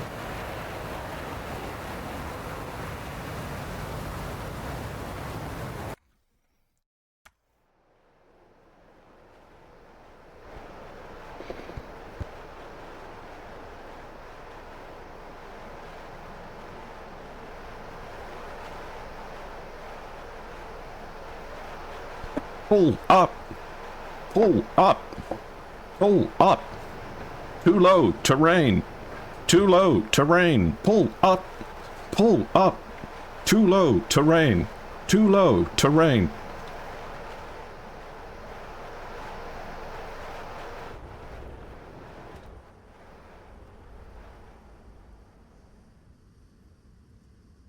And there he goes.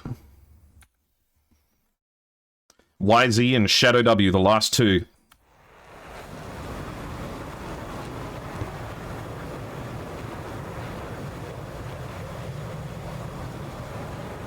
The F-16 doesn't have a RAT? No, it has the EPU, which runs off hydrazine.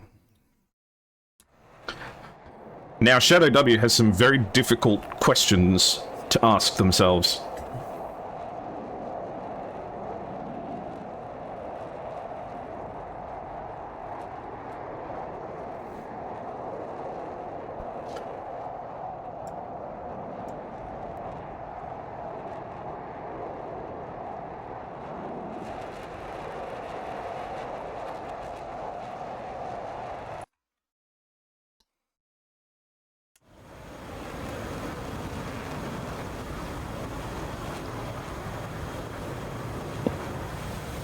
What a bizarre situation. I've never seen anything like this. Not for a long time have I seen anything like this.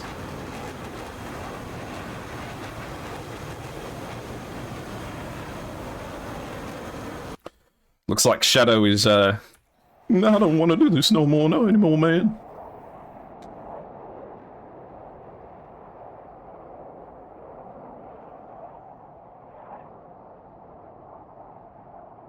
$400 viewers? What happened? Oh, Starry Fox 9, I accidentally posted a picture of my feet on Twitter and I got really popular overnight.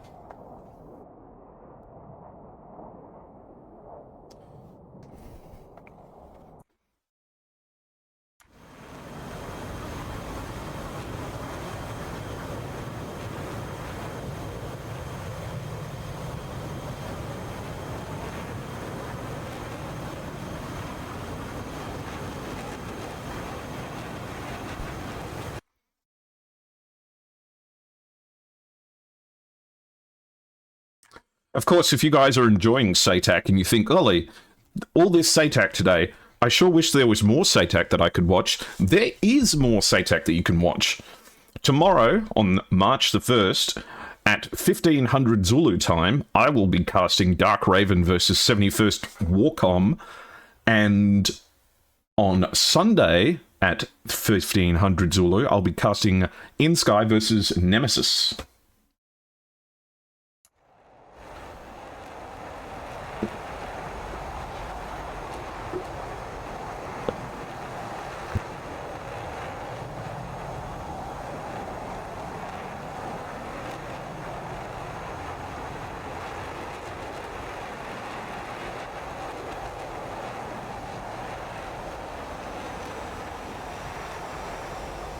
Is that the sound of an engine dying?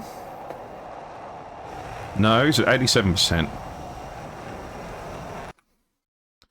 YZ has to chase him down though.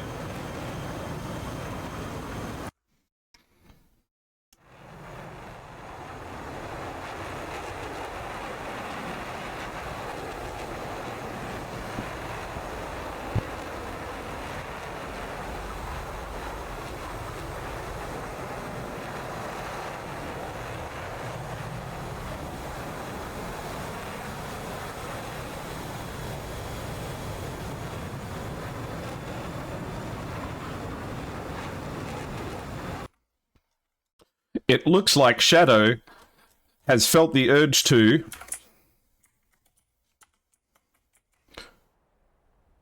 run away.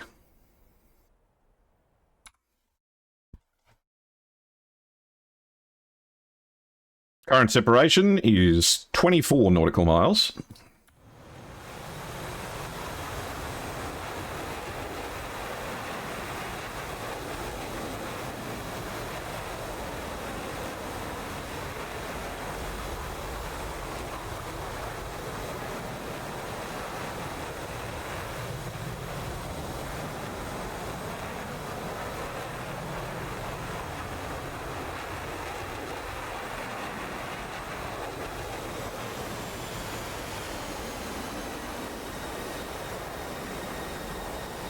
I think the only chance he has here is to dive for the mountains, which is exactly what he's doing.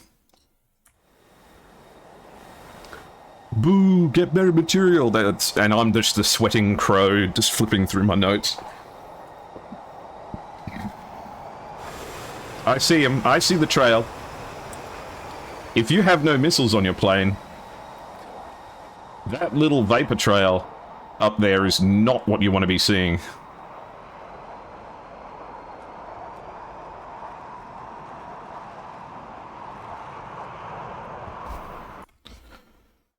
Though, in reality, 20 nautical miles. Dragging him low to win on fuel? No, I think he's out of countermeasures, and he needs the terrain to have any hope of getting away. What I think he's going to do is he's going to dive low, break radar contact, and try and sneak up on him.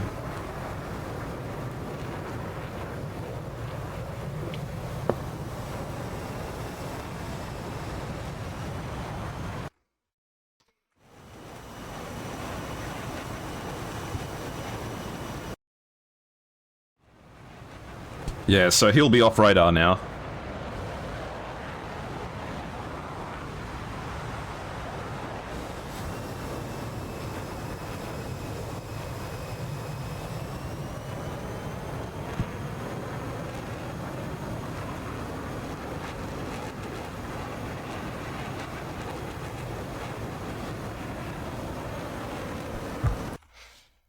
Okay.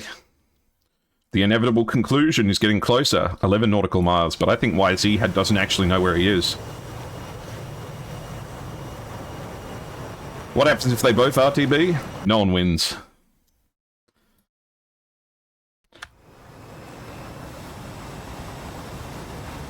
Shadow W is looking down here for a petrol station.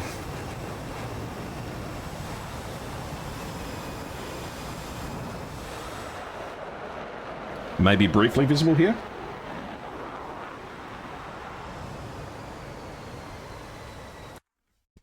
Oh, okay. Shadow might have given him the slip. But does Shadow know where he is?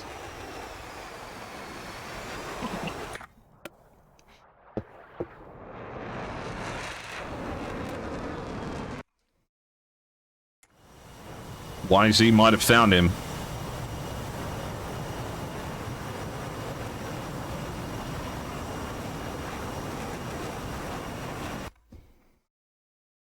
Shadow W. Defending his little heart out.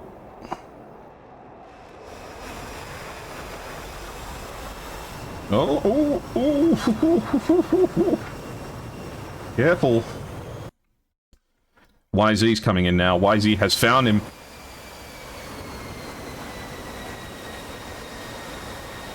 He's right down there, YZ. You can see him.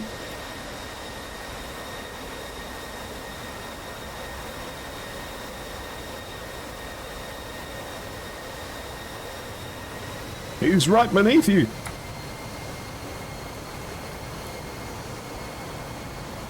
Does he know? He's got that great big plane schnoz in the way, he can't see.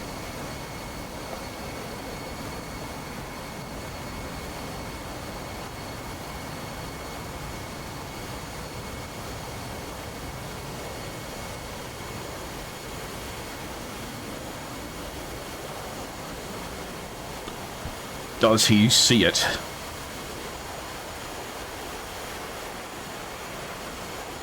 Oh my god, I don't think he does. But does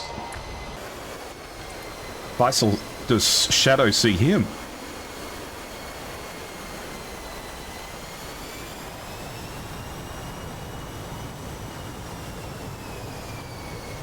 I'm so tense.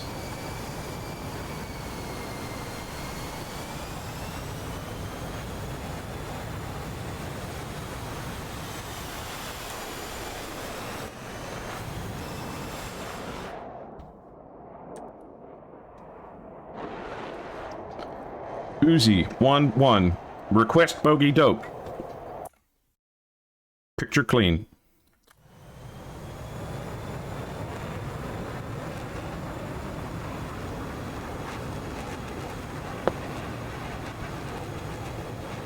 The terrain confused its targeting system. It did.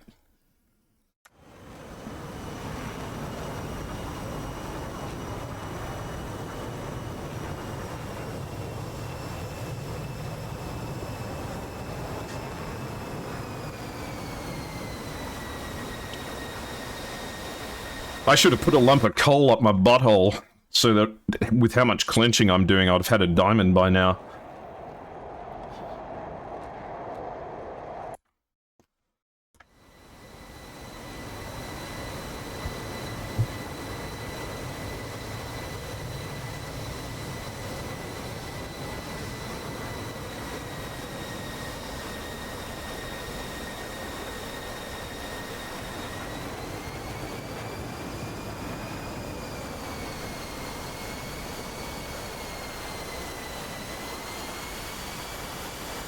Does the other player need to land to win? Yes.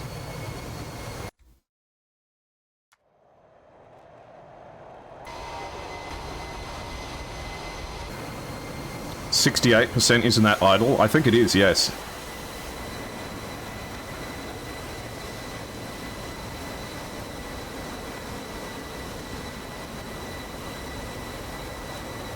Hello, Midnight Fox.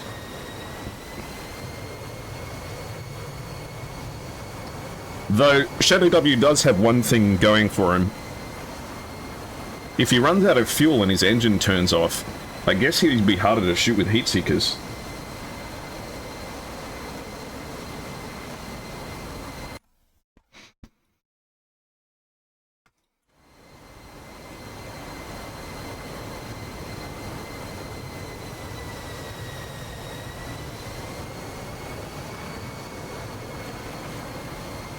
Freak Show? No, my name's Air Show. Freak Show's my brother.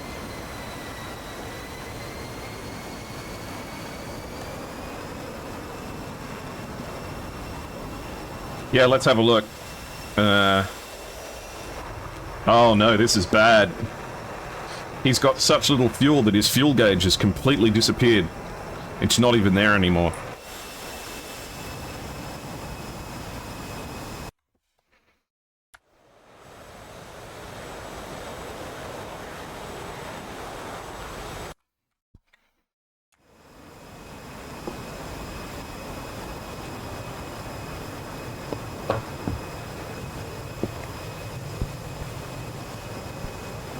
Oh my god, is that a reference to...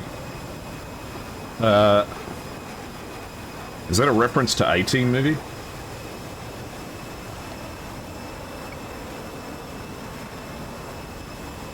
Someone just vectored them at this point? He's high enough for the AWACS to see him.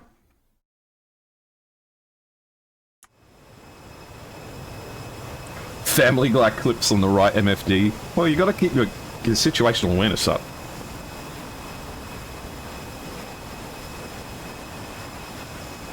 Can you land on terrain and just sit there? No. Because then you're not an aircraft anymore. You're a statue.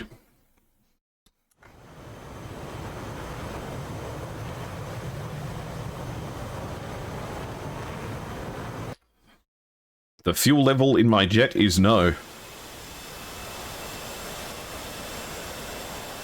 Is there an AWACS? Yeah, boy. Look. Wow.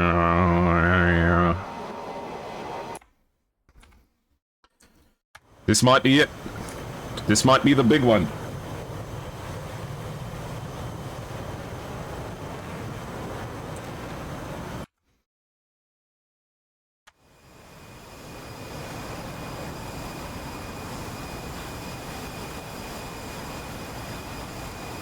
He's got to see him, right?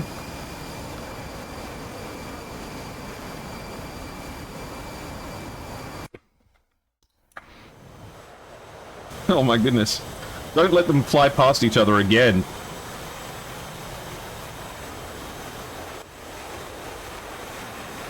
He's beneath you.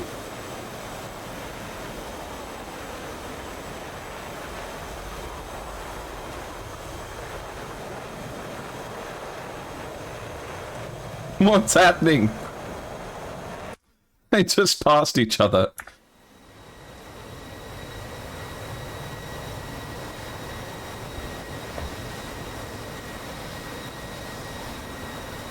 If it's a draw, they do another round? They do.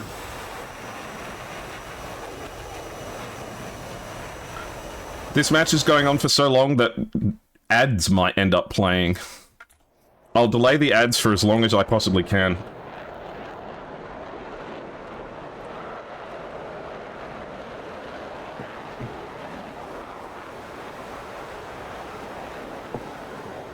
This isn't Top Gun, this is Bottom Sword.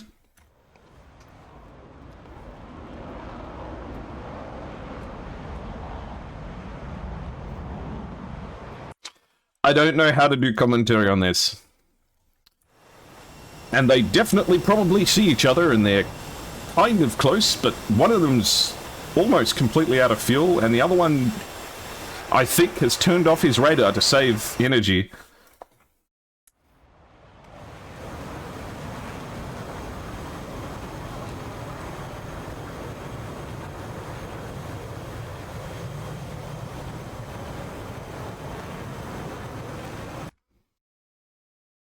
They're 6 nautical miles away from each other. They're still 6 nautical miles away from each other. They're still 6 nautical miles away from each other.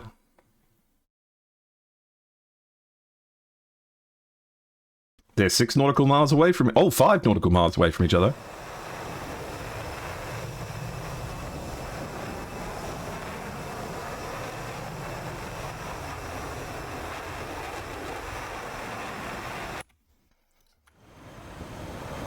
The thrilling dogfight continues.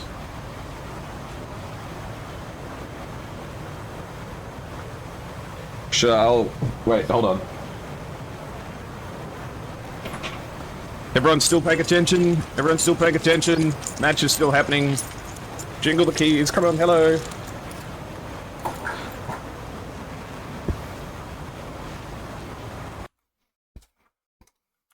The thrilling dogfight may be coming to a conclusion. Oh my god, it's happening! It's happening, it's happening, it's happening! He's right on him!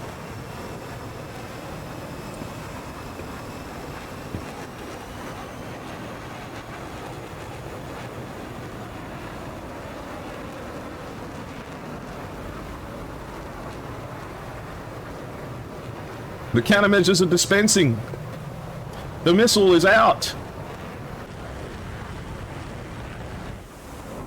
Down he goes. YZ comes out on top.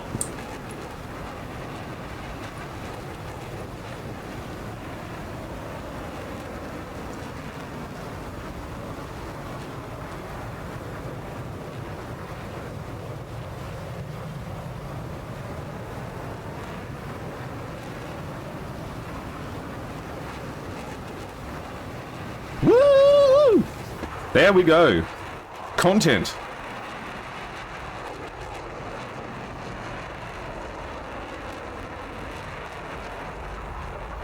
We didn't think it was ever gonna happen. Now he just has to fly. He has to fly 138 nautical miles home. And he's not flying in the right direction.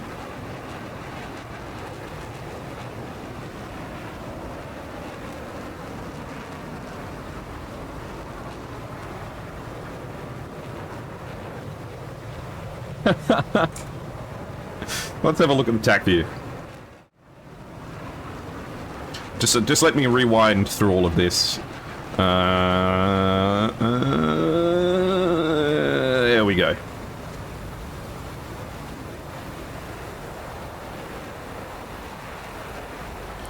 Okay. Was there anything in particular we missed?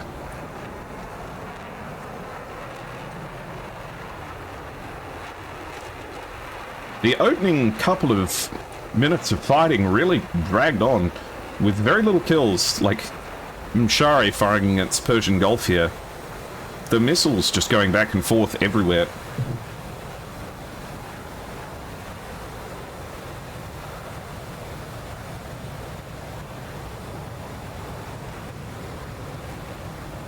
But I'm more interested in what happens when things progress a little bit further along.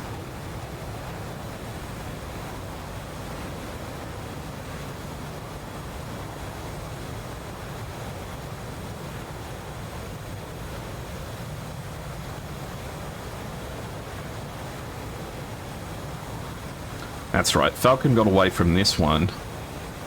It was Echo that got caught a little bit too far ahead here. And I think just didn't quite know that Falcon was up above him.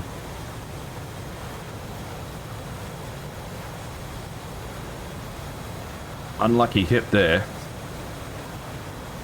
Leaving Falcon all by their lonesome here.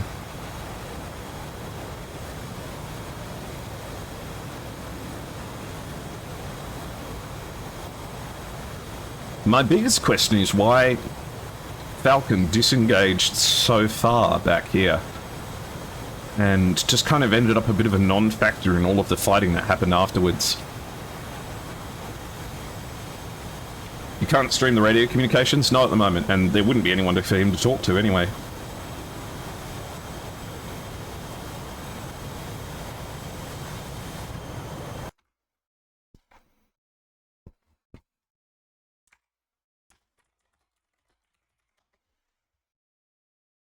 And one of the members of one of the members of the Sky Elites just DM'd me to ask where do they land.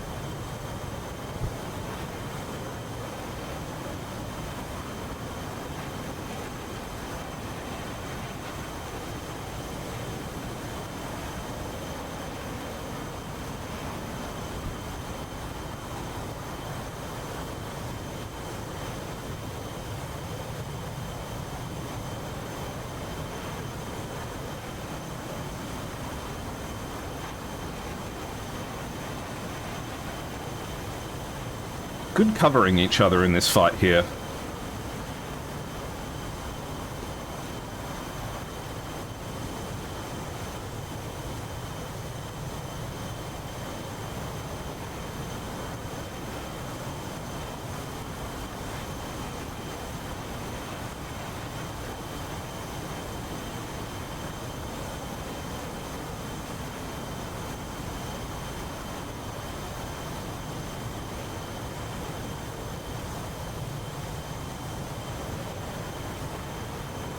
So some pretty prolific close-range use of the A9s here. It's interesting. I feel like the choice is made sometimes to bring F-18s instead of F-16s because you can bring extra Sidewinders. They definitely seem like they would have come in useful here. And then, of course, starts Wisey's Great Escape. Turns back.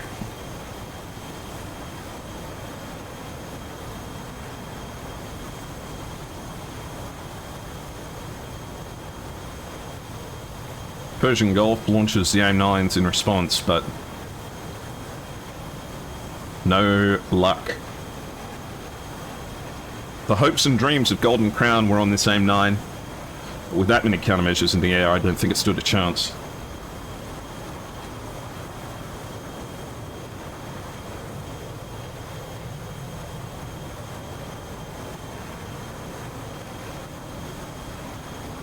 Of course, Falcon down here runs out of sippies.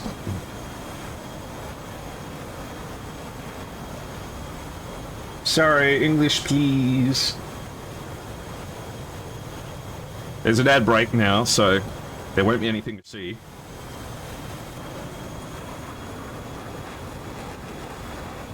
And I think this is a perfect opportunity to get up and go to the bathroom as well. So I will be right back too.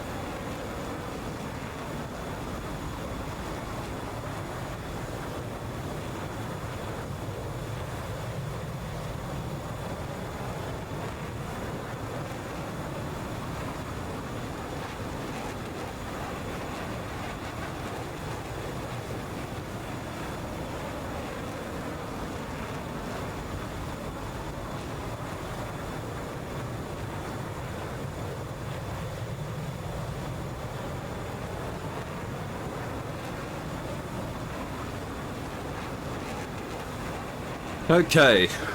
Let's see how far YZ has left to go. Now, you might think that this is boring, but this is actually an important part of all of this. Fighting with regard to fuel is vitally important. Having the ability to navigate and get back to base even after winning is as much important as the actual fight itself.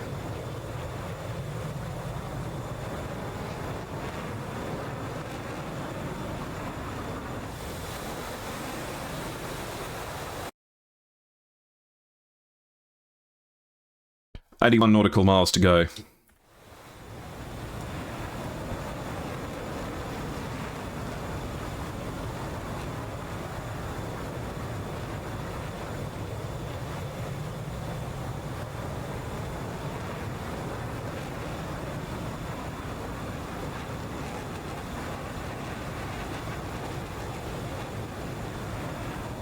If any of our viewers from the Middle East own incredibly productive oil refineries and have a huge excess of money, please feel free to donate millions of dollars to me and to SATAC as an organization.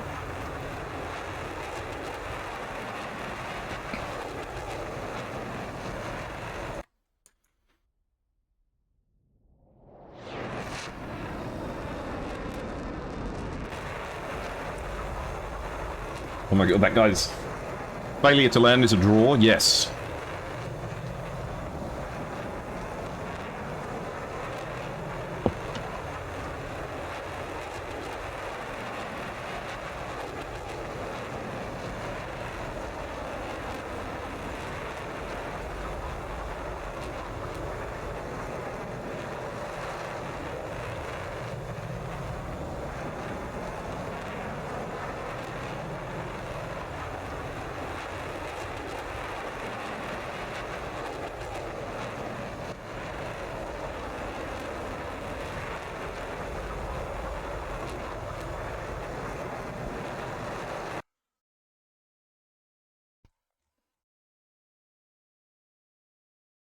Yes, I think we can agree that the adaptation that happened here was very interesting. I think the members of SE managed to take away some good lessons from the first match. Seeing them not bring jammers and not bring the targeting pod this time, I think showed that they made a conscious choice to change tactics and they weren't just going to try and do the same thing again. And they did really well on the defense. I think the defining characteristic of this match is getting caught at too high an altitude. It's been the thing that has gotten almost every single person killed in all of these matches.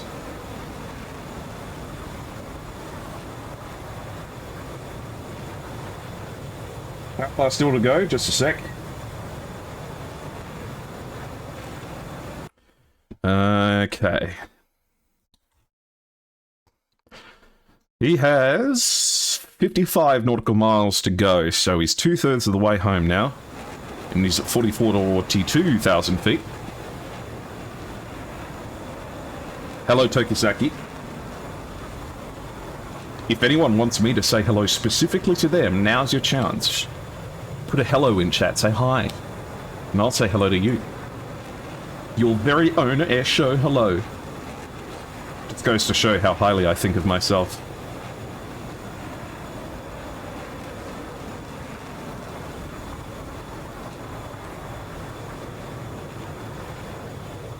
You want Golden Crown to win? What should we do? Golden Crown should just stick together. I think what has gone wrong for Golden Crown each time, in the first match and in the second match, is that they had people too far back to help when there were fights happening. And they weren't attacking anything. They were just too far away to be engaged in the fight.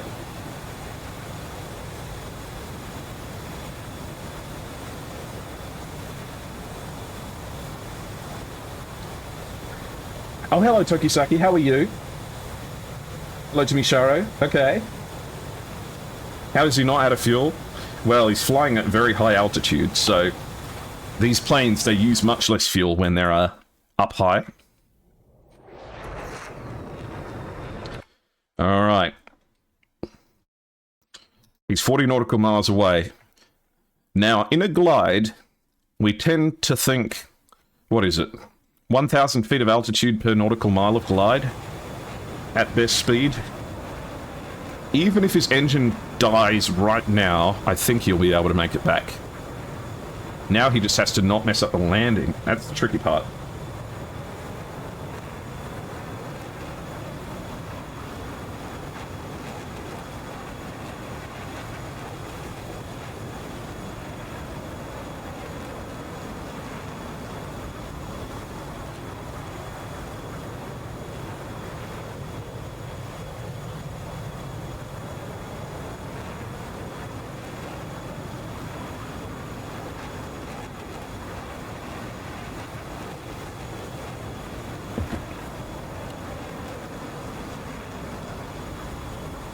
No, you know what? You guys have been ridiculous. No one gets the Persian Gulf now. It belongs to me.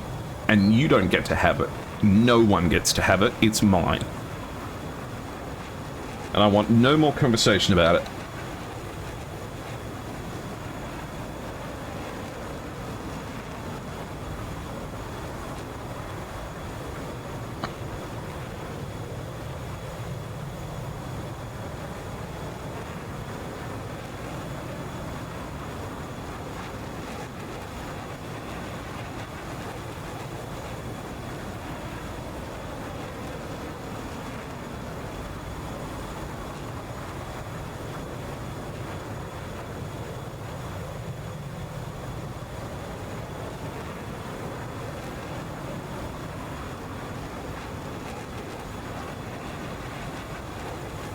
Okay, he's nearly home.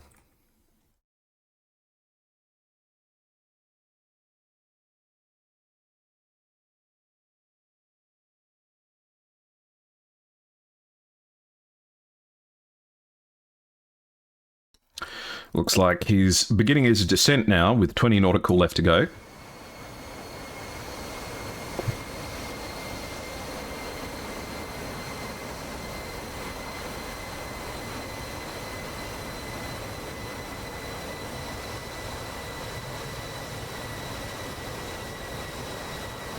Is there an AWACS player, or what purpose does it serve?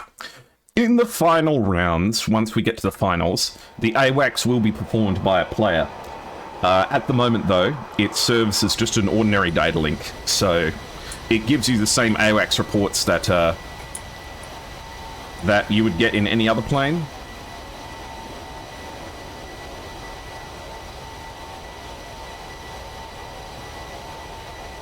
POV, you're the pizza that I just put in a microwave.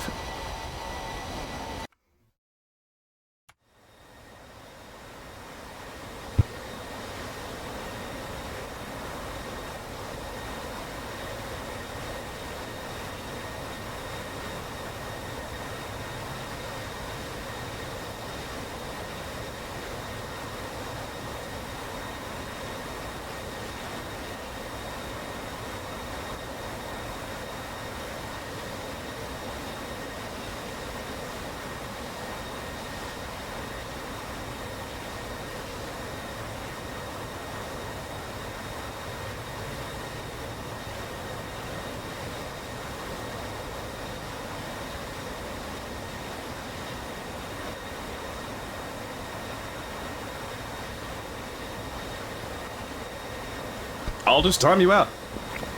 I'm just not going to bother with it.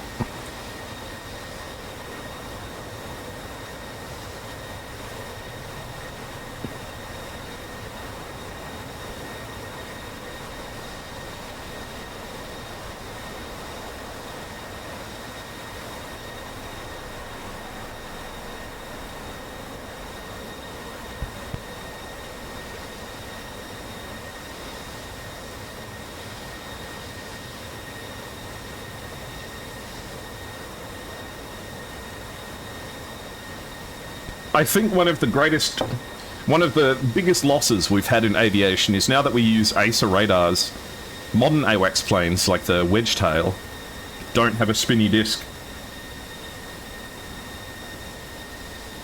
If he crashes, I'm actually going to poo myself and cry.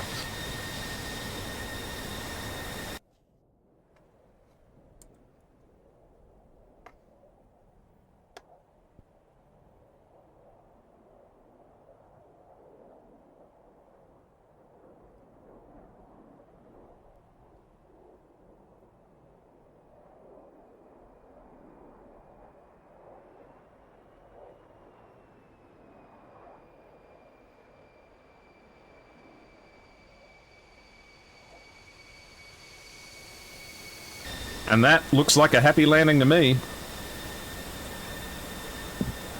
Pardon me. Which means that makes the score 1-1. Alright, guys. Hey, look, it's the plane again. Hey, look, it's the plane. Look at the plane, everyone. Hi, hi, hi, hi, hi. How you doing? How you feeling? Are you having good fun? I hope you're having good fun. Thank you for all of the follows and the subscriptions and everything. Now, let's do mission, restart, run, extensions, true, delay, 0. There we go. All right. Don't forget, guys, you'll have been seeing the links in chat for the SATAC organization. Don't forget to interact with all of theirs. Also, you guys can follow me on Twitter. You can join in on my Discord as well. You can subscribe to my YouTube for some DCS content, and follow me on Blue Sky as we get ready for round number 3. All right, let's go. Grown man, by the way. Oh yeah.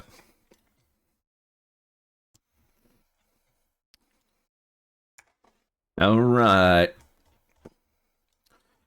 We will have the next match prepared in no time at all.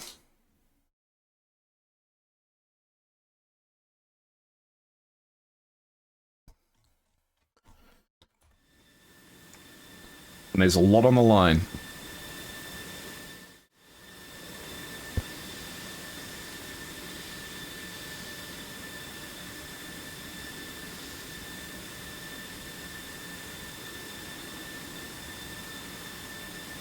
Looks like everyone's reconnecting now.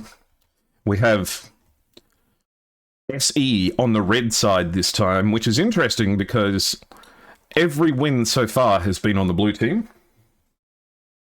Say ooh woo with that plain avatar? Absolutely not. Not for free.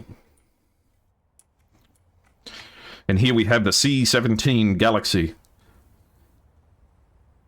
The US Air Force refers to the C-17... No, the C-17 is something else. Is it the Globemaster? Either way. It's called the C-17 because it's only got 17 polygons, which is interesting. It was a stealth design. That's why the engines had to be made so blurry.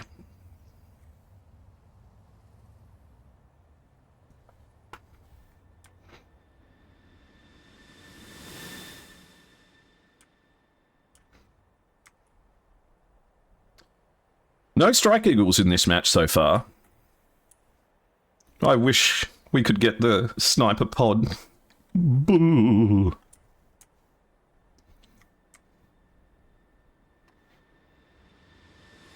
Need binoculars hanging from a missile. Oh yeah, I should have a little set of binos.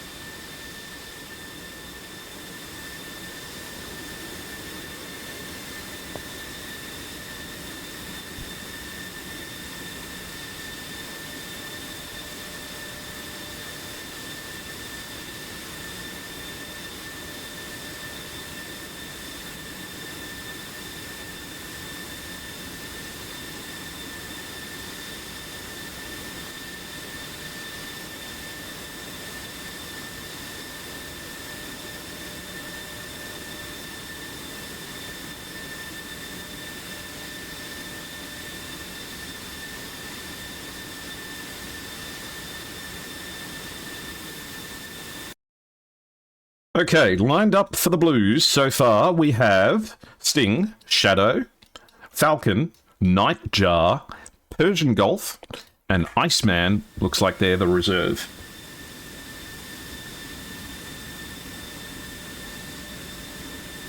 Thank you, Private Getson. Uwu notices your team lined up on the runway.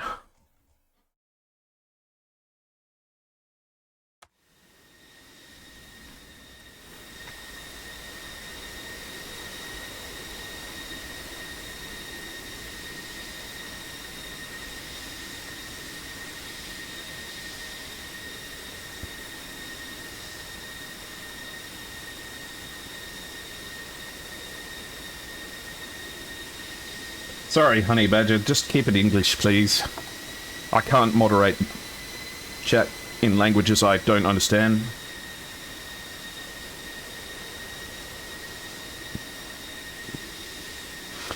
In fact, this is really funny now.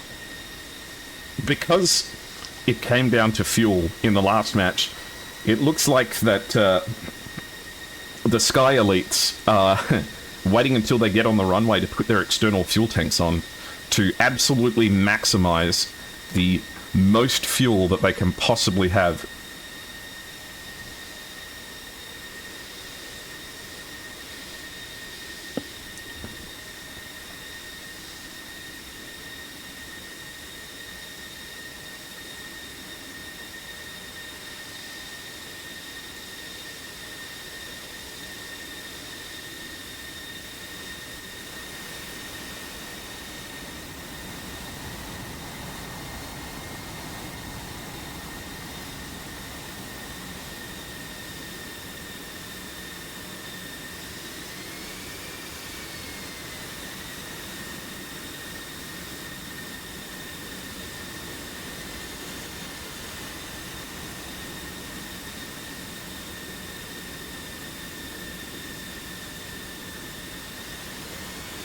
And of course, to everyone in chat who's just been having a good time, thank you very much for being here.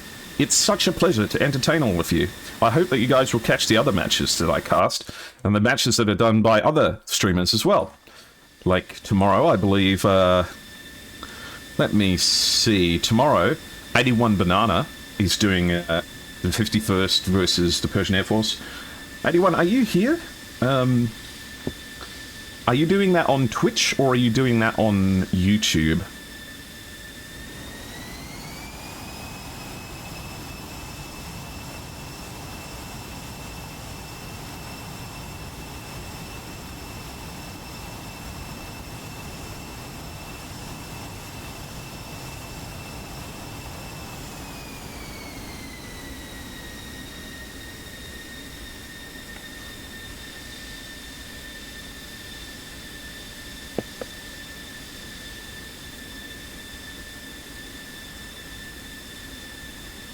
Where can a schedule be found?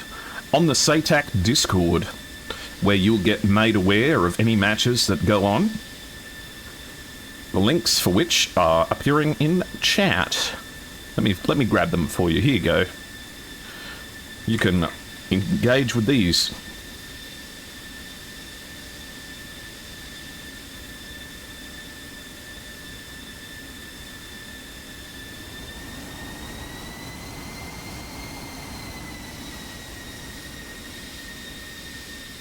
There's 81 Banana.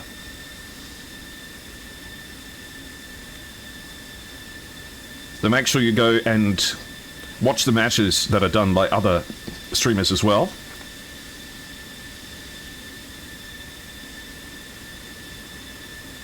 Okay, looks like the Sky Elites are getting into position now. Meanwhile, the last of the Golden Crown are making their way. And yes, let's do a poll. Good point.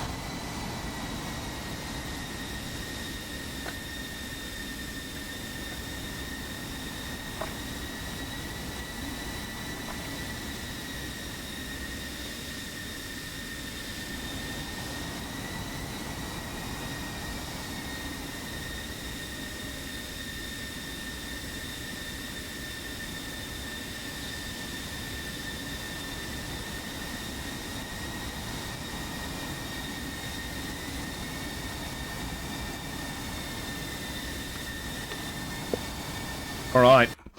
I think they'll be reporting ready shortly. Of course, the members of the Sky Elite will need to put their fuel tanks on.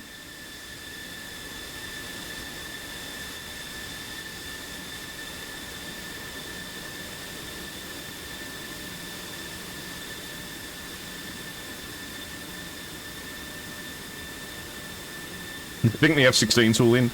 I'm inclined to agree. Report when ready.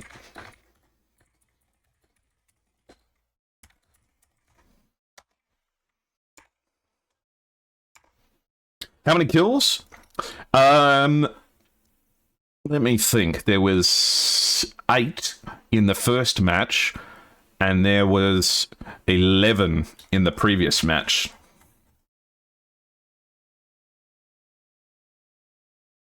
Oh my god, is that Halo? What are you doing here, Halo?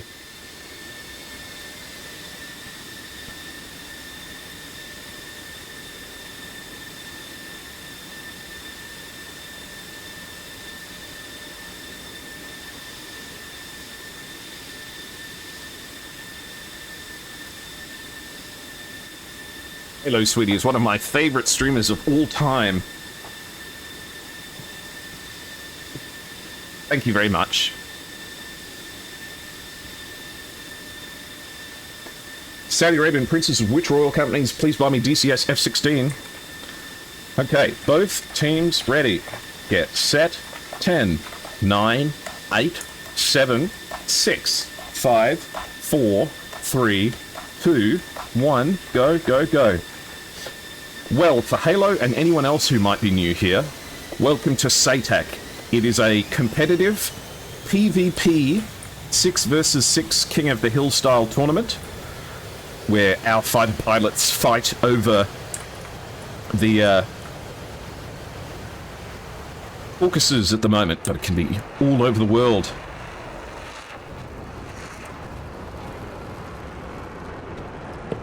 We have Golden Crown versus the Sky Elites. Golden Crown from Iran, and the Sky Elites from, I believe, Saudi Arabia. Make sure I get that right.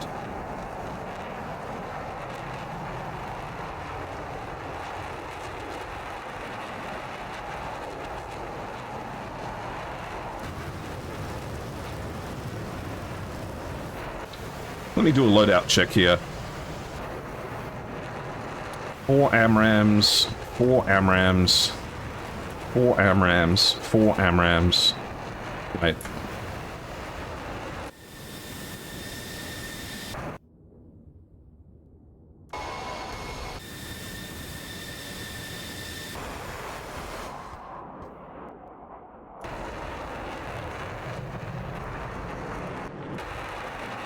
Looks like everyone is valid. Yes.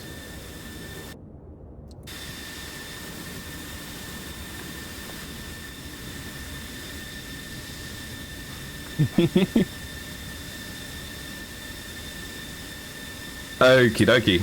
So here's the map that they're fighting over. The width of this map, of course, is about 110 nautical miles. We see that Snowflake and Falcon are going to the far north and south. Faisal, Black Knight, and Aishika and Mishari following straight down the middle. Meanwhile, for Golden Crown, the formation up front is taking the lead.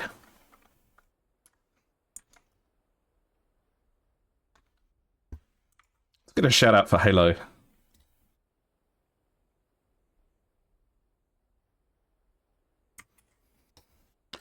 If you've ever wanted to listen to one of the best voices in VTubing, then you ought to catch one of Halo's streams one day.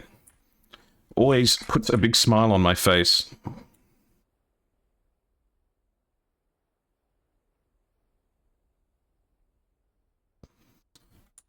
Golden Crown. Charging up the middle. And it looks like the last two, Nightjar and Echo, are taking off now.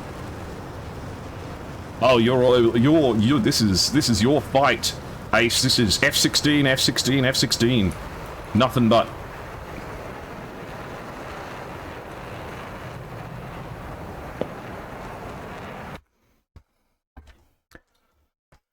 No one's entered the circle yet.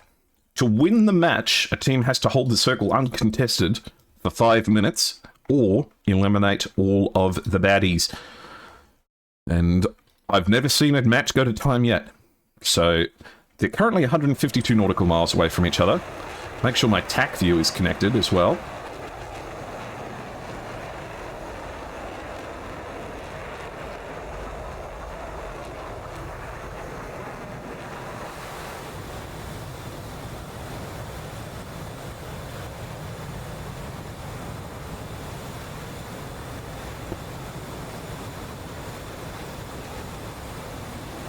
Do these get updated to uploaded to YouTube? Yes, they will. We're planning on doing a good job of that this year and making sure that we keep all of our VODs on YouTube once they're finished. Didn't GC take that round? Nope. It went to the Sky Elites.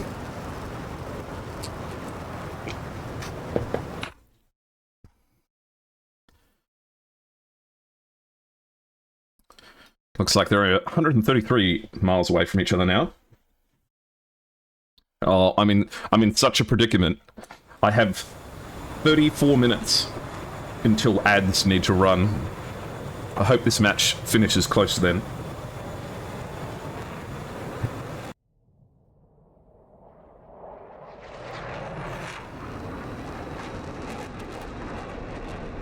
No, Sky Elites made it back, Starry.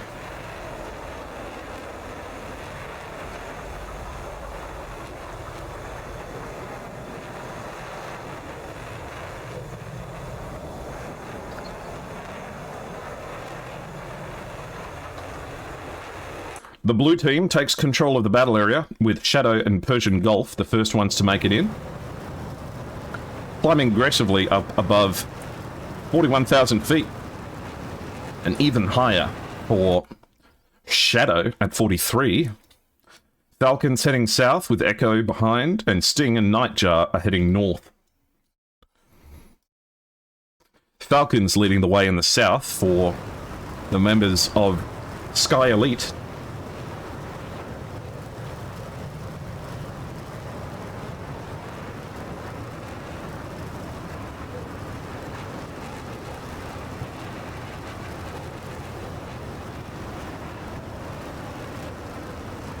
Battle area is contested. So that means we have a fight on our hands. The closest pair, Shadow, is 88 nautical miles away from Falcon.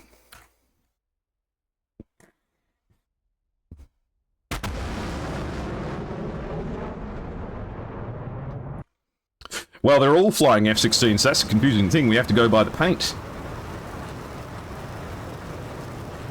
Though, arguably, this is one of the fairest SATAC matches ever. Some people like to complain that some modules are better than others, but this is perfectly balanced. Everyone's flying the same plane.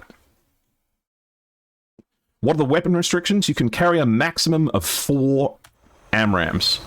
So, as you can see, on the wings, 2 AMRAAMs and an AIM-9M, and then on the other wing, 2 AMRAAMs and an AIM-9M. And there are no AIM-9Xs allowed. There you go. You get a little kiss for good luck, AIM-9.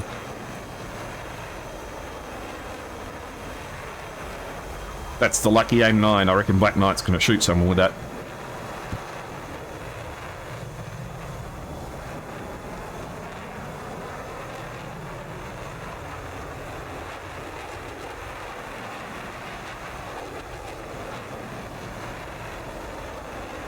Alright, current separation. 55 nautical miles, and Falcon is going high and very fast. We might see a launch from him soon.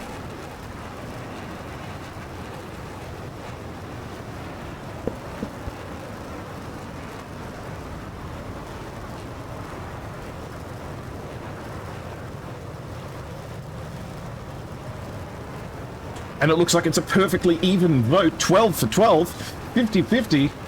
Watch this. I reckon a launch is coming. There it goes. Missile off the rail. Smoke in the air. Smoke in the air.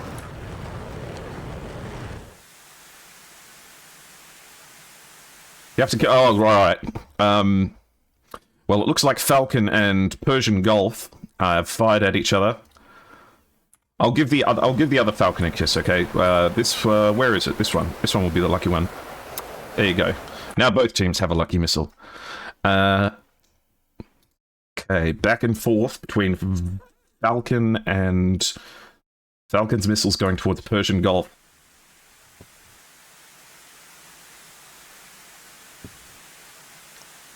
Still traveling at 1,800 knots, 1,750 knots. It's going pretty fast. But what is it tracking? This isn't going to connect with someone, is it? No, it's flying for Persian Gulf. Okay.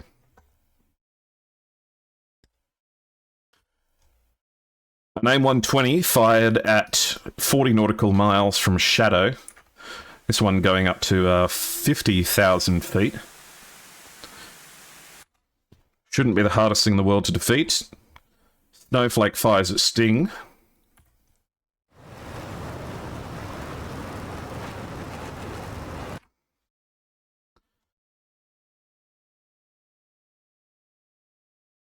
Okay, looks like Aishika is in a good position to fire, and sure enough, missile comes off the rails right on cue. Looks like this one might be heading for Falcon or Shadow.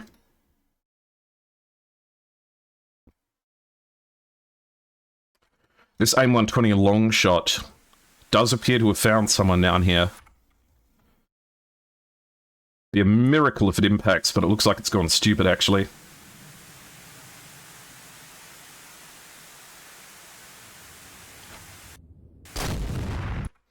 Someone down in the spectator stands gets a free souvenir.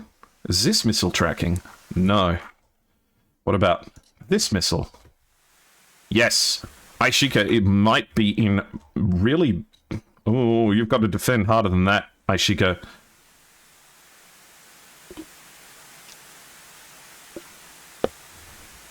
Okay. Looks like Aishika managed to turn away in enough time. Though it is still getting closer. Have to defend it a little bit harder. Come on. Oh, it's going to be so close. Oh, ah. Oh my god! Oh my god! Dodged! Where's my proximity fuse? Echo fires at Falcon 26 nautical miles, 30,000 feet to 40,000 feet. This missile has a high probability of kill if it's not reacted too quickly.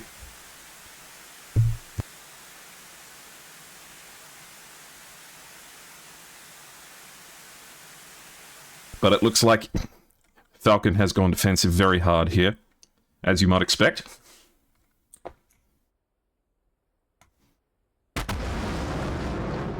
Just got to make sure you don't run in those mountains. Persian Gulf, looks like they're getting ready for a shot.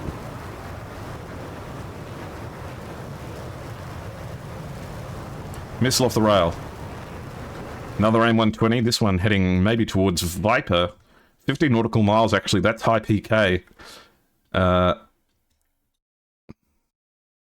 if it's going for Black Knight, still quite a good missile. Dropping speed like nobody's business, 15,000 knots. Looks like Black Knight's gone defensive, he knows he's got one on him.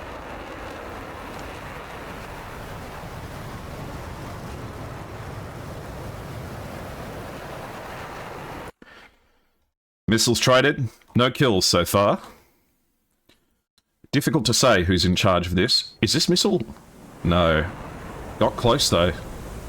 Bam! Someone gets a free souvenir. What about this one going towards Faisal?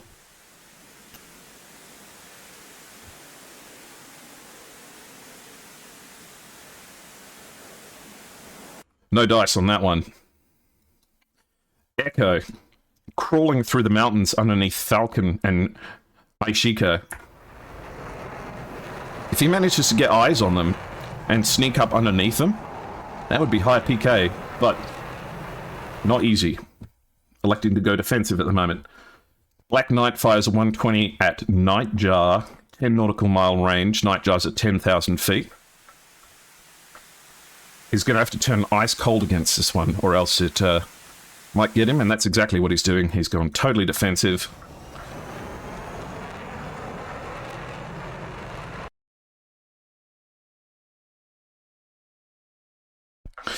Looks like Falcon is closing in on Echo here, has some idea of him being there. But these mountains are treacherous. Could be hiding behind any one of them. So, your situational awareness has to be great. Snowflake and Persian Gulf are facing off against each other. Snowflake not launching. Snowflake launches their third AMRAAM. 2 AMRAAMs come out in response. In fact, Snowflake fires off 2 AMRAAMs there. Curiously enough. Very close range. Persian Gulf going fully defensive. Echo and Falcon are about to merge right down. They're straight ahead of each other. Missile comes off from Falcon towards Echo. And did that connect? It did. As we see the burning wreckage of an F-16 introduce itself. Echo is down. Not Echo, rather. Golden Crown gets the first kill. Golden Crown gets the first kill against the Sky Elite, takes down Falcon.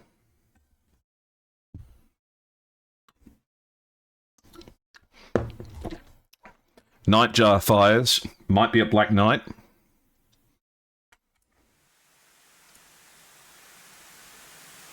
Missile's got speed at 21,000 feet, so it is going fast, but Black Knight is defending very hard against this.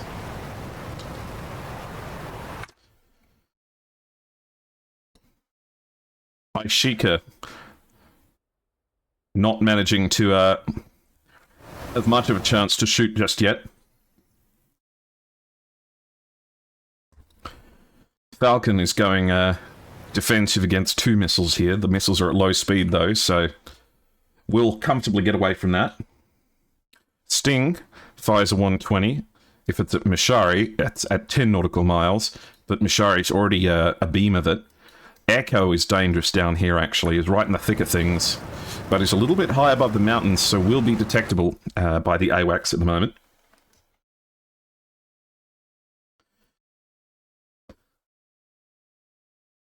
Faisal having to defend against a missile here, getting stuck in the mountains.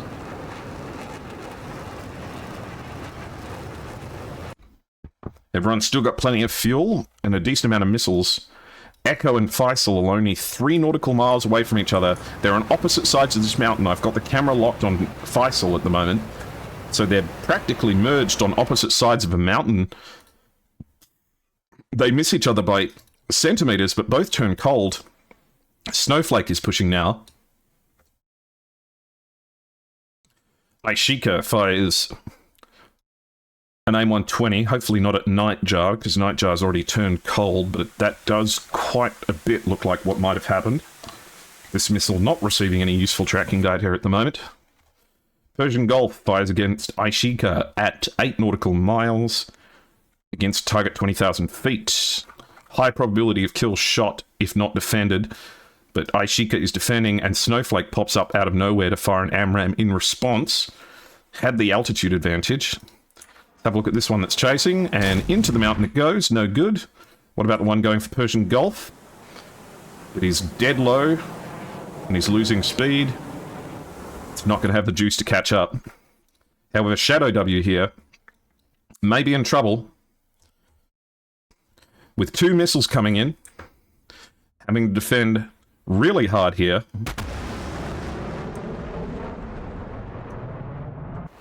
Managing to get away for now. Good dodge. Sting fires at Faisal. Just under 7 nautical miles. One gets splashed into the mountains though. No kill. Echo chasing down Snowflake in the mountains here. Only 5 nautical separation.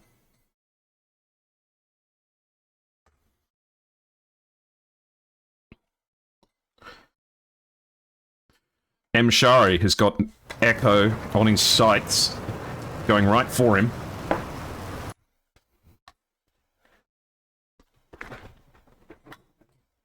Shadow fires an AIM-120 at a cold Mshari. 8 nautical mile shot. Should be easily defeatable, especially in the mountains. As long as you're careful.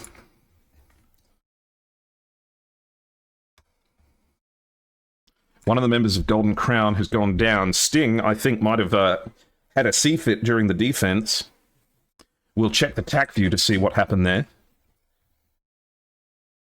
Snowflake in big trouble here, running the risk of merging with many members of Gold. Oh, he's got one right off his nose as well. He's had a missile fired at him. Snowflake's going to have to get away from this with everything he's got. Dips under the mountain and gets away with it. Unbelievable. Manages to dodge that. Nightjar fires an AIM-120. Looks like it might be a Black Knight. Range is 7 nautical miles, so it's mid-PK. Falcon is chasing down the member Snowflake. No good on the missiles. Snowflake just about to merge. He's got one plane right behind him, and he's got one plane right in front of him. Someone's going to have to shoot. AIM-9 comes off the wings. And impact. Snowflake takes it. Goes down. Meanwhile, we've got another huge merge coming on here. Aishika is right behind a member of Golden Crown and takes them down, but has one right behind him and gets taken down as well. Persian Gulf has AIM-120s coming everywhere towards him. Gets low and fast, manages to get away. It's a 4v3 now. Echo pushing into the attack.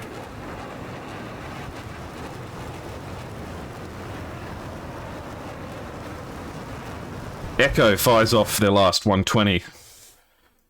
Black Knight fires one in response. I knocked my phone off my desk because I get too excited.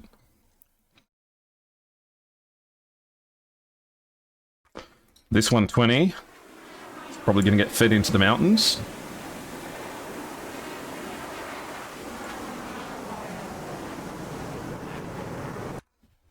Manages to get away from it.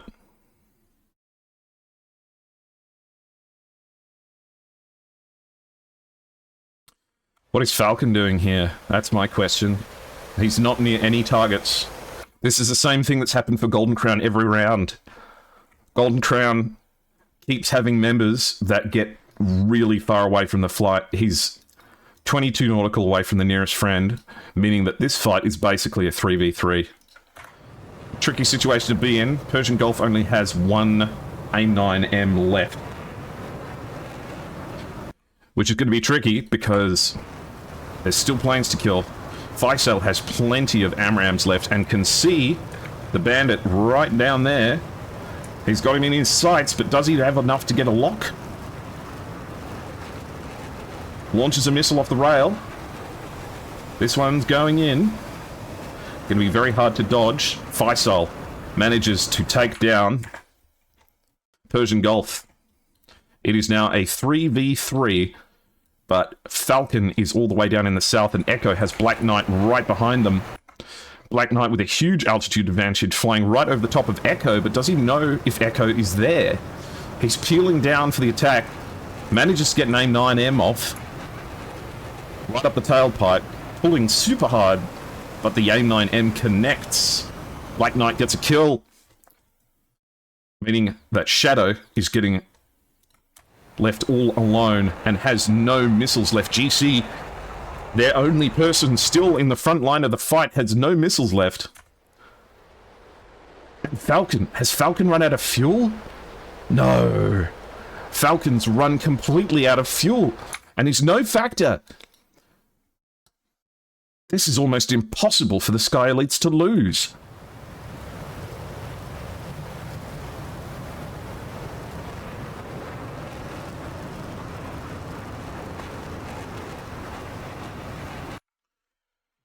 Shadow in tough shape. Falcon having to look for someone to land.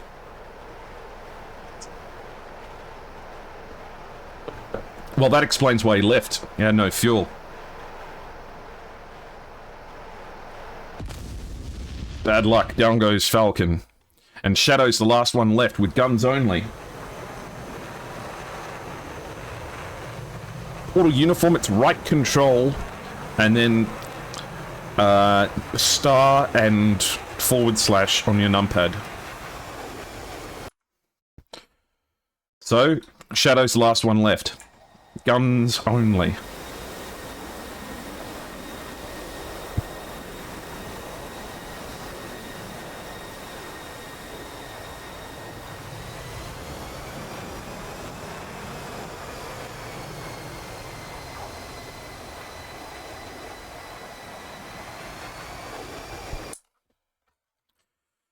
But does anyone know where he is?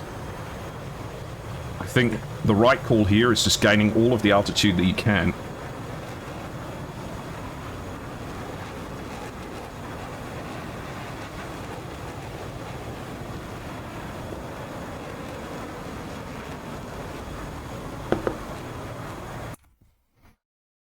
Shadow staying away from the AWACS. The only problem is that at this low altitude, he'll never win the fuel fight.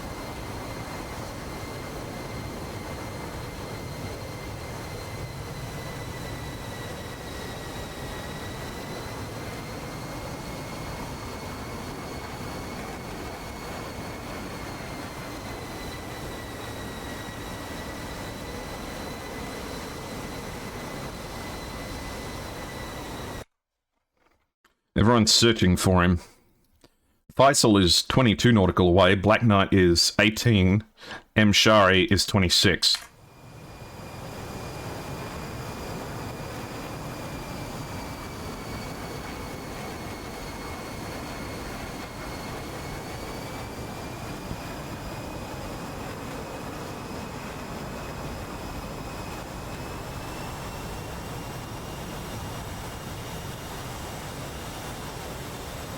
Any politicking, I'll just time you out for the rest of the match.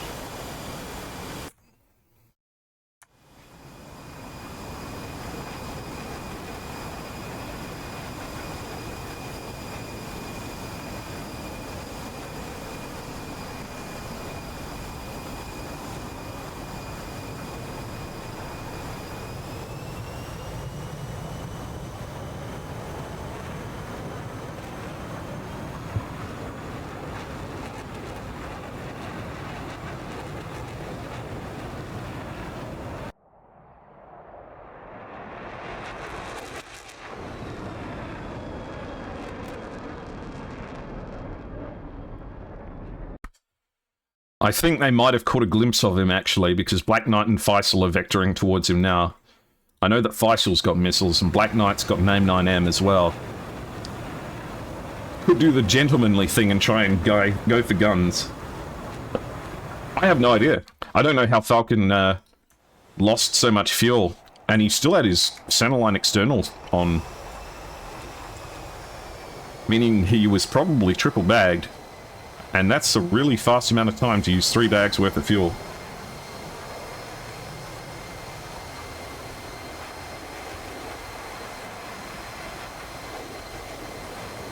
I don't know what that means, VF. I don't like it.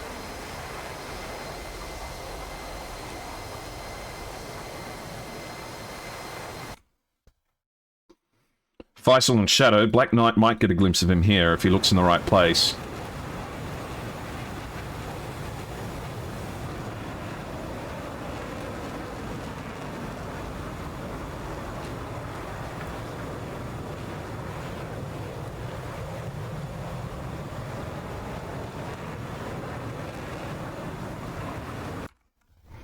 Shadow might actually get the chance to sneak up here. You can actually hear the other jets nearby.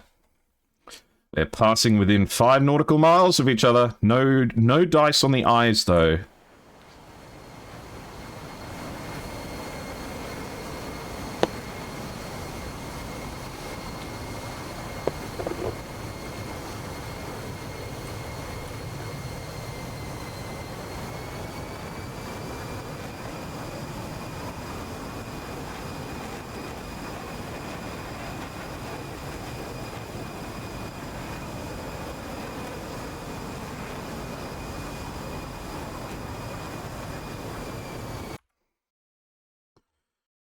Black Knight and Faisal looking at each other like, where is this guy?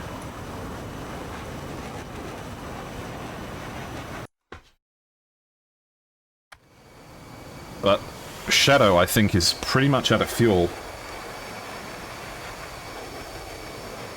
What's the move here if you're a solo player with only guns left? You can die.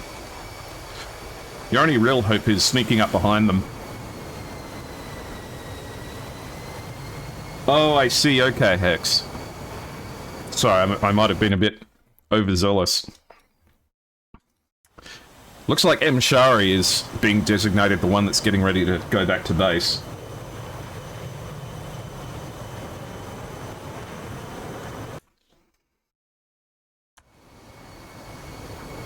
I think Shadow is probably running on no fuel at all.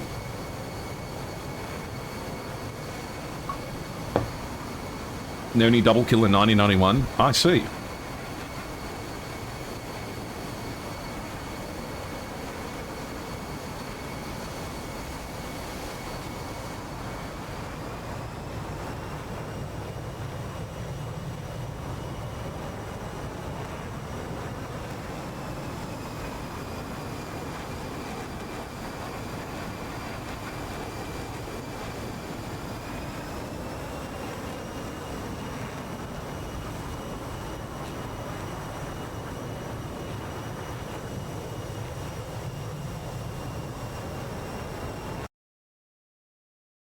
Looks like they might have glimpsed him on the AWACS again.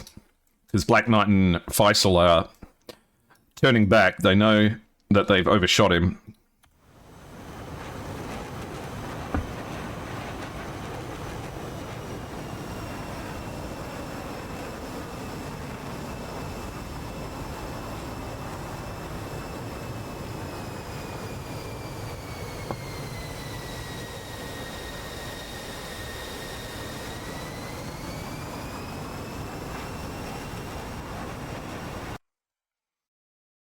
They're vectoring in on him now. This is a dark moment if you're Shadow.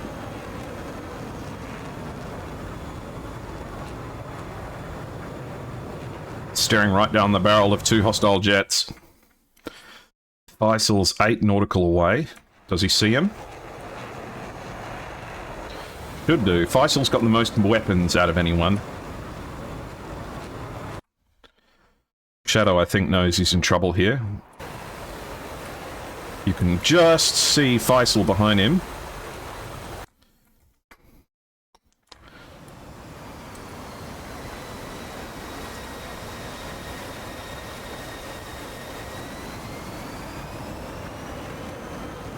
He's going to have to try and use the mountains to defend against these missiles. Faisal's not shooting, though.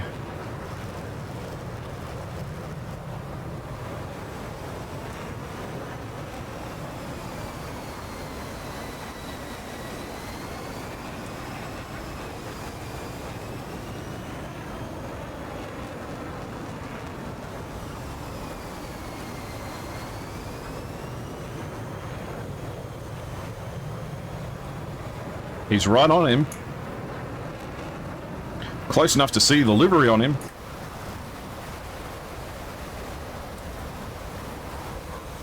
Don't tell me he's going for guns. Oh, he is.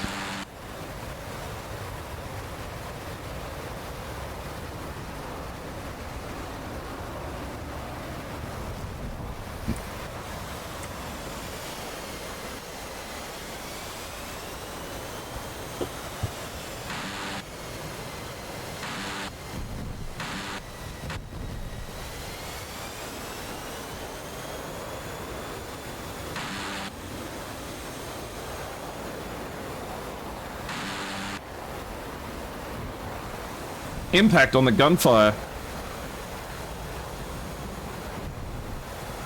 He's not down yet. The fire goes out.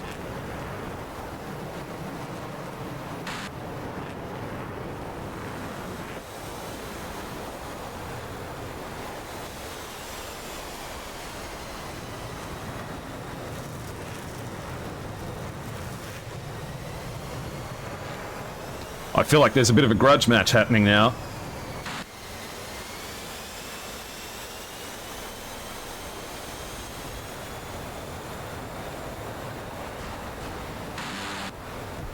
More hits, not deadly. And he's out of ammo. Switches to missiles. And there he goes.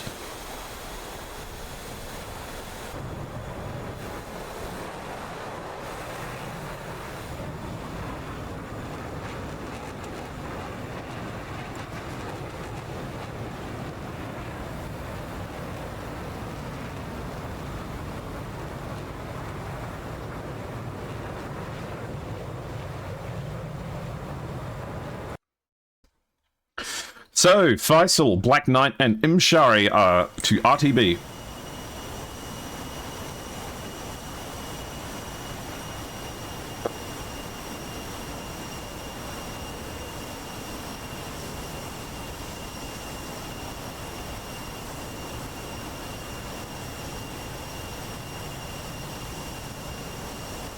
Oh, don't tell me it was the lucky aim 9 that got him.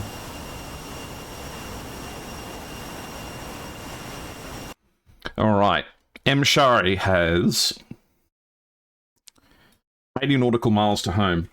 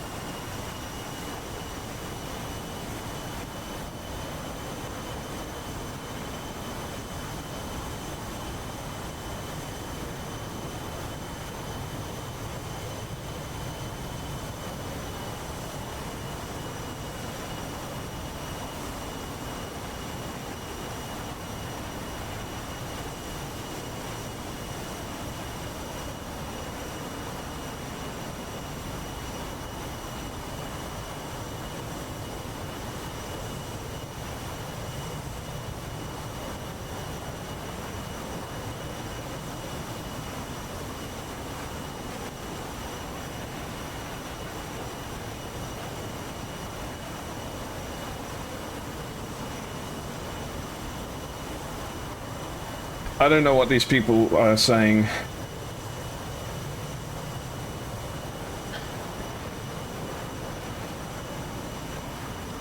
Any more messages not in English, and I'll time you out for 10 minutes.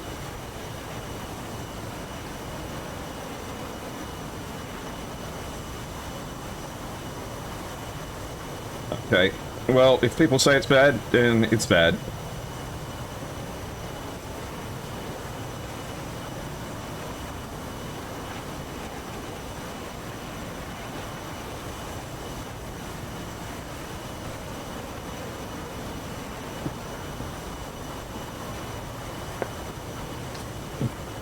Okie dokie.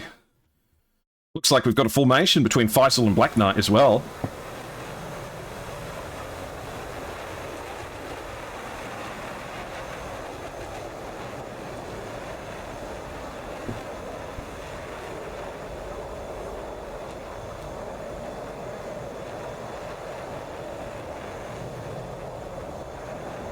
Oh, he did say that? Okay.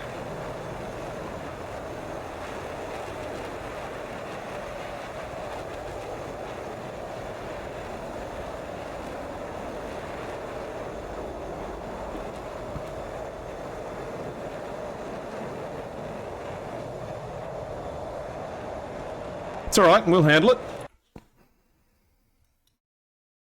Okie dokie. So, we have 60 nautical miles to go. Let's have a look at the TAC view. Now, most importantly, one thing I want to know is what happened to Sting. Sting went down, but I can't... Okay. So, Golden Crown.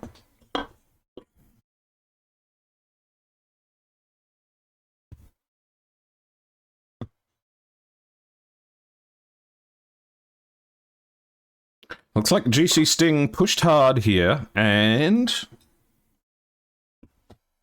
I said 10 minutes.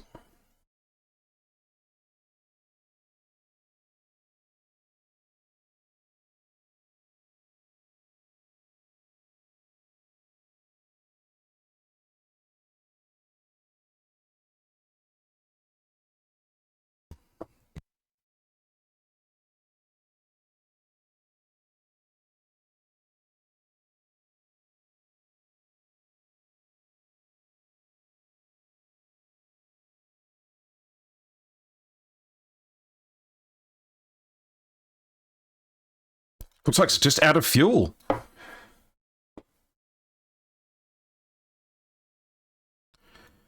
So Golden Crown with plenty of fuel problems as well.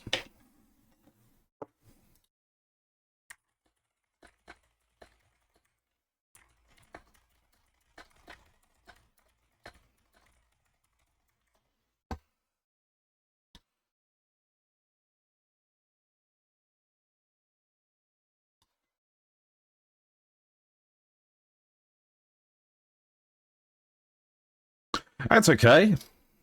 We're not going to let them stop us from having a good time.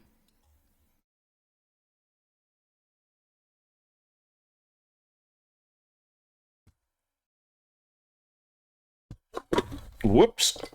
Oh, Golden Crown's done acrobatics as well. That is cool. Nightjar getting quite unlucky to have had been slapped by this missile. Look at this trade here. This is interesting. That's a really long-range AIM-9 shot. Nightjar just flew right into it, but not before getting a missile off.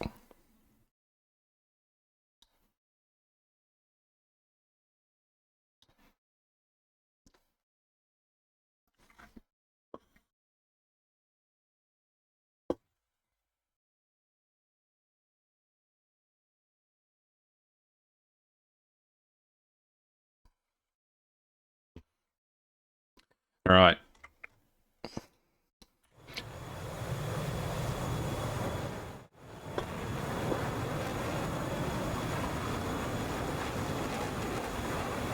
That AIM-120 just came in a right angle. Hello, Pedram, are you from Golden Crown?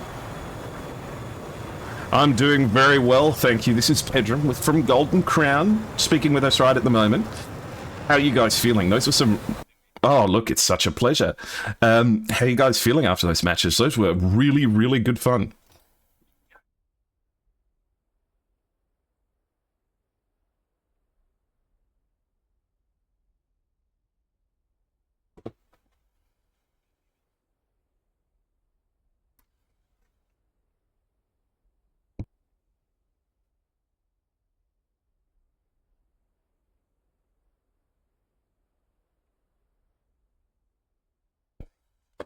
Oh, I'm very sorry. Just hold on one second. I think they may not have been able to hear you because I'm dumb. Give me a second. Yeah, just give me a second. I'll tell you. Sorry, that's my fault.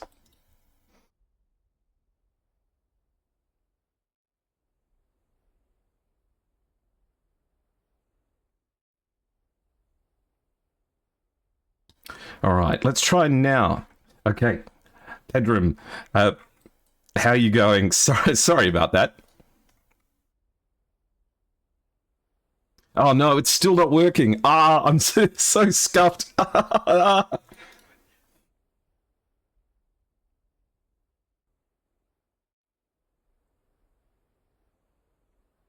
Fight. Unfortunately, we didn't have our main pilots tonight. And I feel like the people that join us from our training squad gained the most experience.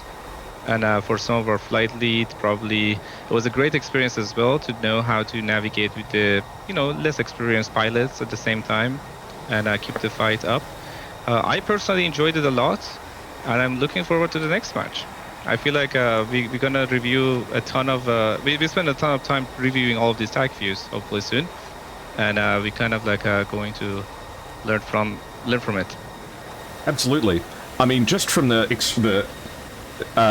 opening experience of the whole thing, the first match went your way, and it felt like almost, you know when you get that feeling that like you have a team that's kind of in control of things, and you're like, oh wow.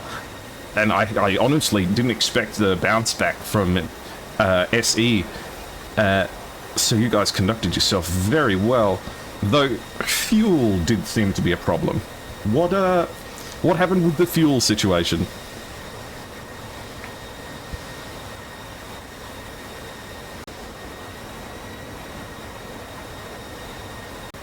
Hey, can you hear me? I can now, yeah? Oh, I think I had a connection issue. No, that's okay. I was just asking that one of the Working out. problems that seemed to arise a couple of times was fuel. Oh yeah. That was something we literally discussing before coming up on this stage. We had a big fuel issue. Okay, and why do you think that is? Just too much afterburning in the fights, or? Yeah, I think fuel management, especially like at the beginning, we tried to gain altitude as fast as time, and I think our distance was a little bit higher, like further from each wall that we're trying to form, and that kind of caused us to travel back and forth a little bit more than what we usually practice with, and I feel like that kind of contribute there, and also like. Some of the pilots tonight flying with us was less experienced, so I'm not sure like they really watch for the fuel. But yeah, that was one of the major issue we had tonight. Absolutely.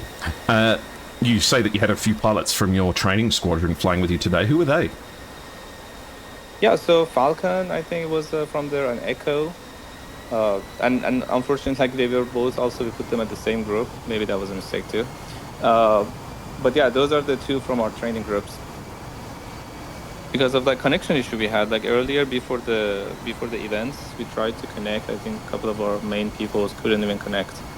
Okay, sure. Yeah. Well, it's like an internet issue. Like people connecting from Iran, and it's like internet is not the best. So absolutely. A couple of them had trouble. Yeah. I'm not sure where's the server located exactly. Is it in Europe? I think it's in Germany.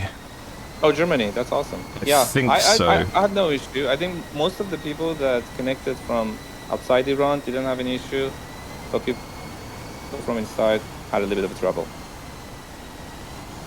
Absolutely. No, that makes complete sense. That's one of the special things I think about an event like this is the way that you get to meet people from all over the world. And I know that there were some very enthusiastic Golden Crown fans who were excited for this match, and I think you guys did really well and should be very proud of yourselves.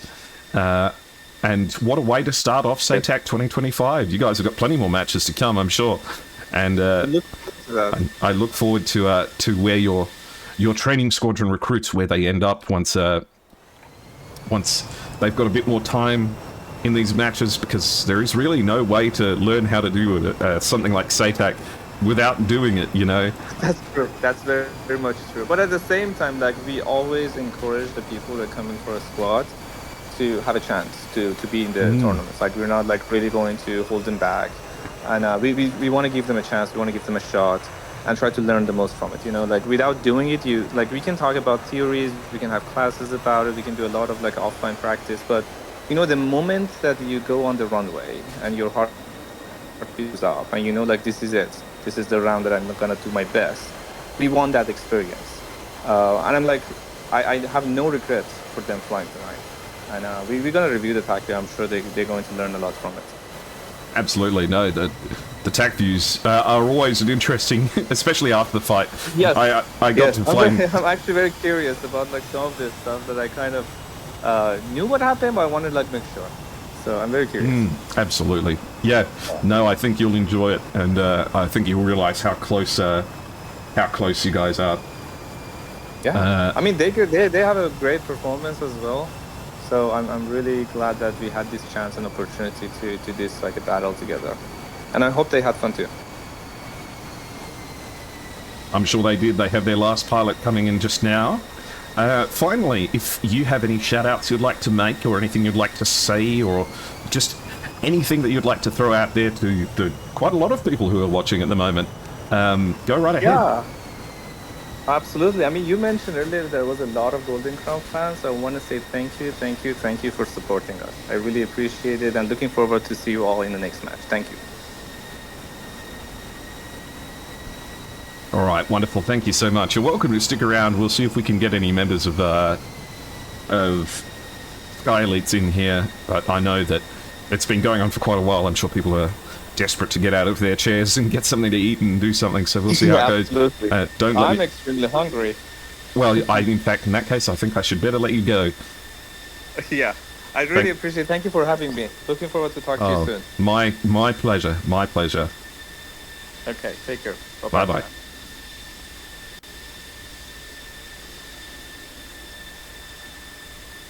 Okay, and we have the last member of SE landing down safely now, and that is a win. The first match. Hello. Hello, Faisal. How are you? I'm fine. How are you? I'm doing very well, thank you. You are Faisal from the Sky Elites. That was a very tough fight that you guys just had. How are you feeling? How's your team feeling? Yeah, it's very good. Very, very good. Good fight, all. We doing, I think, very well.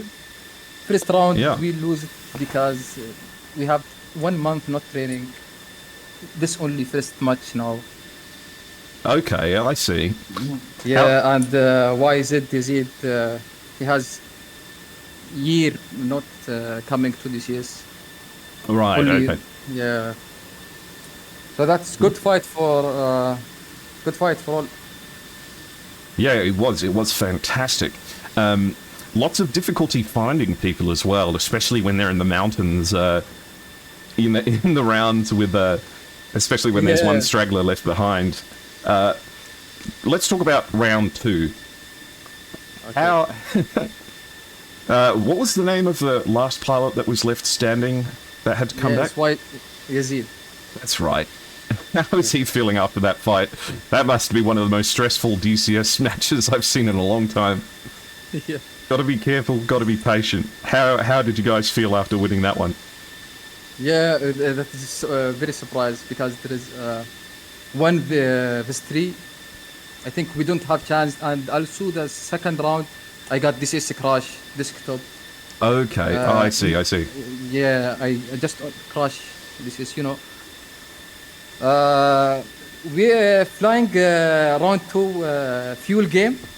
Why is it we have like 5.5 thousand fuel? Okay.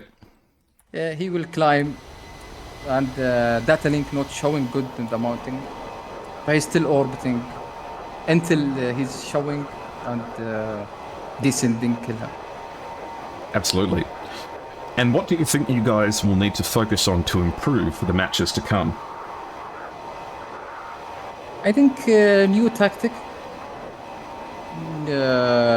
another tactic, some surprise, switching area between the right to the left, and more practice.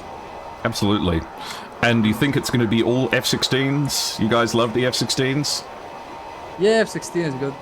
We also flying 15 Strike Eagle, but without data link, it's hard inside the tournament.